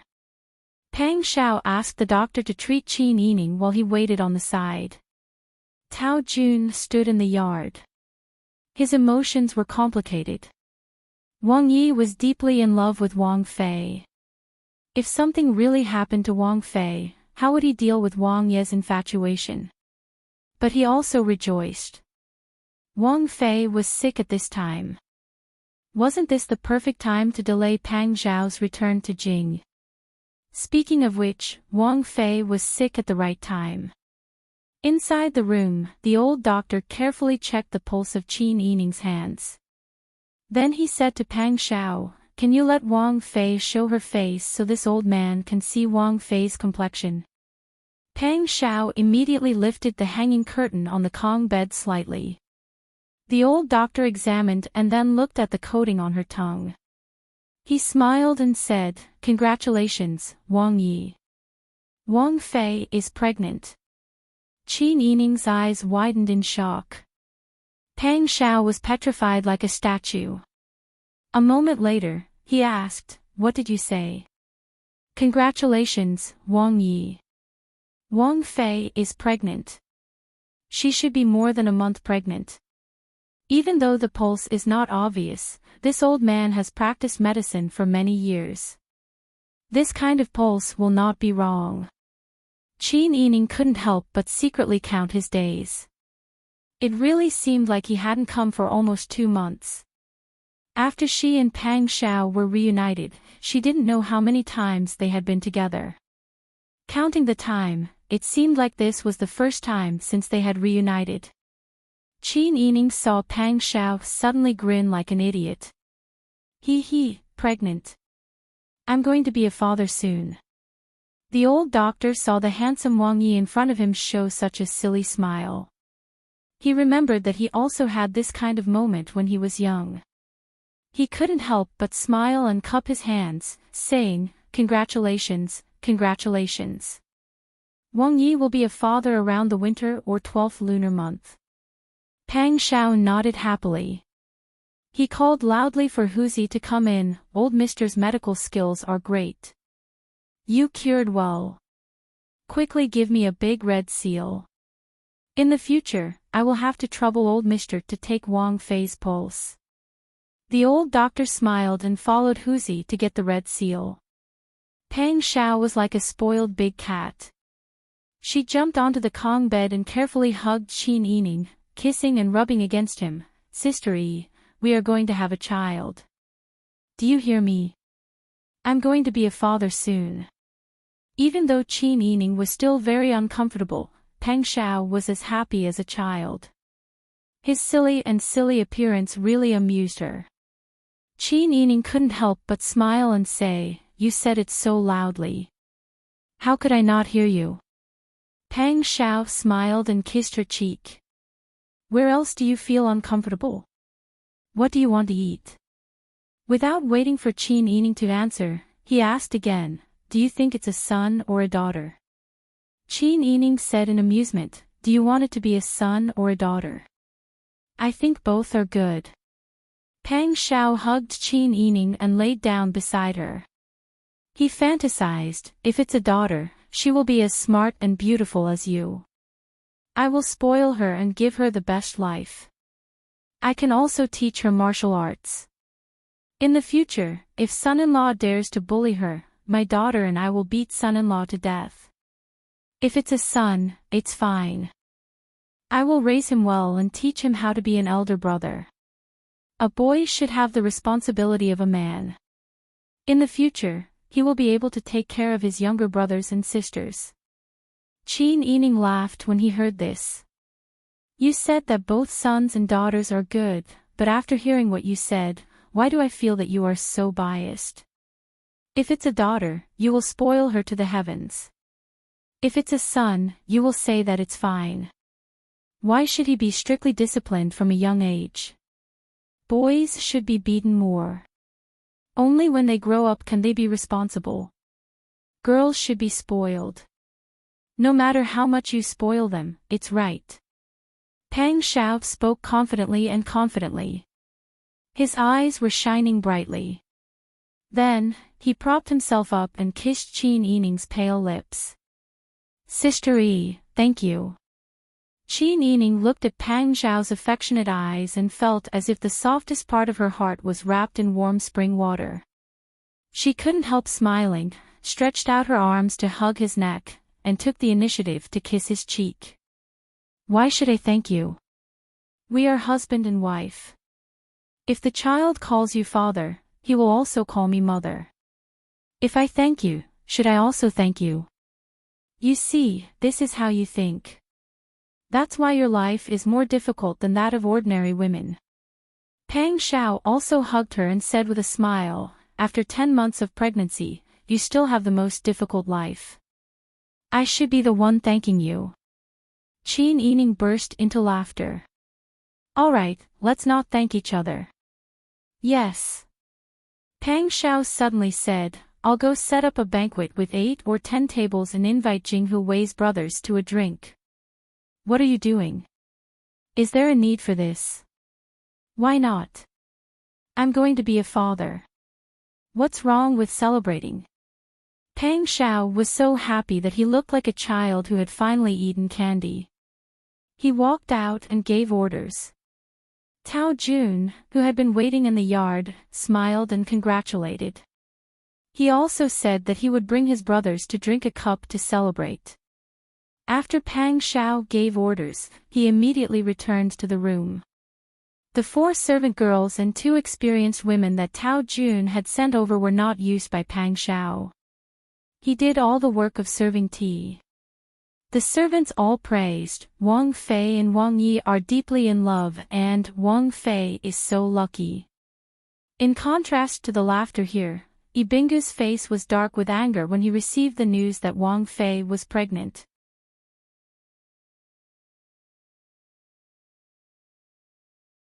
Chapter 560. Ever since Qin Yining was pregnant, Pang Xiao was as happy as if it was the new year. Furthermore, Tao Jun wanted to keep Pang Xiao and slow down his return to the capital. Every day, he would arrange a banquet for Pang Xiao. Thus, Pang Xiao's days were even more carefree. Pang Xiao had a small gathering with his brothers in the Dragon Legion. Naturally, he would not invite Yi Binggu. Every time Yi Binggu heard that Pang Xiao had a drink with someone or that he had received praise from someone, his heart felt like it was being clawed by a cat. This person had clearly committed the crime of treason. How could he still be so proud of himself? His wife was pregnant, and the people around him respected him. Even the people's voices were getting louder and louder. He had come with the order, but he was ignored like a dried vegetable. Not only did the people in the Dragon Legion ignore him, but even the people in the capital camp that he had brought were not willing to listen to his orders. When they saw him, they were not as respectful as when they saw Pang Xiao. Yi Binggu felt that every day was like a year. If he allowed Pang Xiao to continue being so carefree, he did not know if Your Majesty would vent his anger on him when he returned to the capital. Although the order was given by Your Majesty, if they did not do what Your Majesty wanted, it was normal for them to be angered. Compared to Yi Binggu's suffering, Qin Yining's life was unprecedentedly comfortable. Other than attending banquets, Pang Xiao basically spent the rest of his time by her side. He served her tea, massaged her shoulders and legs, fed her food and water. He even wanted to carry her when she went to the toilet. However, she blushed and kicked him to the side.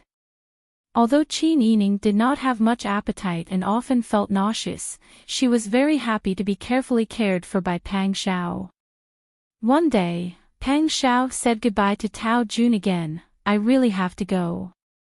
It is almost spring, and the journey will be slower. It will probably be summer by the time we return to the capital. It has been delayed for too long. It will not be easy to explain to Your Majesty. After getting along with Pang Xiao for nearly a month, Tao Jun could also see that Pang Xiao was determined to return to the capital. Moreover, it was not a good idea to keep Pang Xiao here. Yi Binggu was a person who was not sweet when making candy, but sour when making vinegar. If Yi Binggu really complained, it would be difficult to handle. Thinking about this, Tao Jun could only sigh, "Wang Yi, you have to be careful this time. I was at the border when I heard good news from Prince." Pang Xiao nodded with a smile. He patted Tao Jun's shoulder and said, "Thank you for your kindness. Thank you for taking care of me these days." "Thank you. Your Highness is Bai Shang's good friend and the god of war that my brothers worship. What I did was nothing much. I don't deserve your Highness' thanks. If there is a chance in the future, we will get drunk again." Pang Xiao smiled and nodded. He said seriously, "Okay, let's get together in the future." Pang Xiao went back to make arrangements for departure. The servants were busy packing the luggage. Yi Binggu finally breathed a sigh of relief when there was movement. He secretly thought about the following Tianshu Pass and Tianmen Pass. He could not let Pang Xiao delay like this. Otherwise, he would not be able to finish the journey back to the capital in a year. However, Yi Binggu's worries were unnecessary. Pang Xiao did not intend to delay the journey. He would not deliberately delay the following journey. Although the guards of Tianshu Pass and Tianmen Pass were still warm to Pang Xiao only stayed for a day or two before setting off again. Seeing that the 4 passes at the border had been passed, the journey was smooth. They were getting closer and closer to the capital. Yi Binggu could finally breathe a sigh of relief. Anyway, the closer they were to the capital, the more people there would be. If Pang Xiao wanted to cause any trouble, it would be harder. A smile finally appeared on Yi Binggu's face that had been stretched out for a month. However, he could not smile after a few days. "Because Your Majesty's decree ordered Yi Binggu to tolerate Pang Xiao, and allow Pang Xiao to return to the capital as a prince." The people along the way all knew that Prince Zhongshuan had returned to the capital with Wang Fei. Wang Fei had killed the previous Khan of the Taitan. Wang Yi was also a hero that shocked the world. The common people held them, husband and wife, in high esteem. In addition, Li Qitian had previously announced to the world that Pang Xiao had committed the crime of treason and had defected to the Tatars. Now that he appeared in front of the people with his Wang Fei, and was still carrying the ceremonial procession of a prince, it was extremely thought-provoking. The people discussed it, and the scholars also discussed it. In the end, the discussion was divided into 2 factions. One faction felt that Pang Xiao had made great contributions to Dezhou, and that Wang Fei had killed the Taitan Khan. She had been rumored to have committed treason because someone had started the rumor. Your Majesty should severely punish the person who started the rumor. The other faction felt that Your Majesty must have been afraid of Prince Zhongshuan's military achievements, so he had started the rumor. It would make people think of the matter of Pang Zhongxing. Of course, no one dared to say the second faction out loud. Usually, it was a group of people whispering in secret. But because this speculation involved the secrets of the imperial family, it was more accepted. Pang Xiao naturally noticed that people were spreading these rumors along the way, but he did not think much of it. At this time, his mind was occupied by Qin Yining. He did not know if it was because her body was too weak, or because the journey had been too tiring, but Qin Yining had been uncomfortable from the moment he got on the carriage. The feeling of nausea and vomiting grew stronger with the bumpy journey. If the road was smooth, it would be fine. But sometimes, the road was bumpy and uneven. The carriage was especially bumpy. Qin Yining threw up whatever he ate. In the end, Pang Xiao felt distressed. On such a journey, he wrapped Qin Yining in a mink fur cloak and carried him horizontally in front of him to ride with him. Yi Binggu was very anxious the entire journey. But urging did not have any effect. The speed of travel depended on whether Wang Fei was comfortable or not. Because of this, Yi Binggu felt that the journey would be delayed until the end of the year before they reached Jing. The Tiger Army camp 700 li outside of Jing had almost become a part of the scenery here. The continuous army camp was built against the mountain.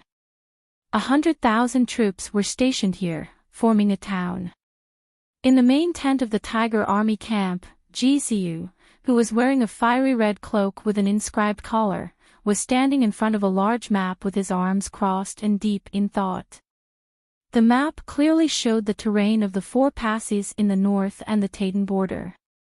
It was so detailed that there were mountains, streams, and even a forest. It was clear that Ji Xiu had guarded the north for many years and understood the border well. Head eunuch Li Guanwen furrowed his brows and bowed. He had been standing behind Ji Xiu for almost the time it took to burn a stick of incense. When he arrived, Ji Xiu remained in this position without moving. He passed on Your Majesty's question, but Ji Xiu did not seem to hear it. Li Guanwen could not help but wonder if Prince Consort Ji was thinking about some important problem of marching and fighting, so he did not hear him at all. Li Guanwen hesitated. He wanted to ask again, but he was afraid that he would interrupt Prince Consort Ji's train of thought. Standing there was boring, so he tilted his head to peek at the map. But Li Guanwen's daily activities were limited to the small plot of land within the palace walls. After looking at it for a long time, he could not figure out where this map was. Li Guanwen could only wait patiently. He thought that martial artists were very sensitive to the food around them. Perhaps Prince Consort Ji would discover that there was a living person standing behind him. He waited like this for the time it took to drink a cup of tea. Li Guanwen finally became impatient. He was Your Majesty's favorite person. Most of the time, when he was outside, he would be fawned upon. There were not many times when he was ignored like this. Although Ji Xiu was now the commander-in-chief of the Tiger Army and had the status of Prince Consort Ji, he was still sent by Your Majesty to pass on a message. Treating him like this was equivalent to treating Your Majesty coldly. Thinking of this, Li Guanwen coughed, but did not dare to startle him. He softly asked again, Prince Consort Ji, Your Majesty wants to ask how much control you have over the Tiger Army. Please tell this servant. This servant will return to Your Majesty so that Your Majesty can be at ease. Ji Xiu did not answer and continued to look at the map. Li Guanwen did not receive a response. It was as if grass had grown in his heart. He was anxious, irritated, and displeased from being neglected. Prince Consort Ji. This servant is here on behalf of Your Majesty to ask how much control you have over the Tiger Army. He still did not receive a response. Li Guanwen almost suspected that Ji Xiu was about to become a statue. Just as Li Guanwen was feeling irritated and wanted to ask again, Ji Xiu suddenly turned around and looked coldly at Li Guanwen with a pair of clear peach blossom eyes. The coldness emanating from his eyes almost froze Li Guanwen's entire body. Although he was wearing a fiery red robe, that scorching red made him look like an ice sculpture. He looked even more arrogant and noble, unapproachable and unapproachable. Li Guanwen was stunned for a moment, and his entire body trembled. At the same time, Ji Xiu said coldly, Men. Yes. A group of 10 people quickly rushed in from outside the tent and saluted in unison. Marshal. Ji Xiu's fair and slender finger pointed at Li Guanwen. 100 paddles. Drag him away. Yes. The men immediately responded and dragged Li Guanwen out without another word. Li Guanwen was so frightened that the rhinoceros handle horsetail whisk fell from his hand and his hat was crooked. He said in a shrill voice, Prince Consort Ji, what is the meaning of this? This servant is here on imperial orders. Are you treating this servant like this because you want to rebel? Even though Li Guanwen was yelling, the person dragging him didn't hesitate at all and dragged him out of the tent with all his strength. Li Guanwen thought to himself, it's over, it's over. Why am I so unlucky to run into Prince Consort Ji's rebellion? Your Majesty, this servant is standing up for you. You've killed this servant. Under the tugging, Li Guanwen was so frightened that tears flowed down his face. Unexpectedly, just as the men lifted the curtain and were about to take Li Guanwen away, Ji Ziyu suddenly said, let him go. You may leave. The 10 men felt a little strange, but they did not question it. They saluted in unison and said, yes. Then, they lined up neatly and left. Only Ji Ziyu and Li Guanwen were left in the tent. Ji Ziyu said indifferently, do you understand?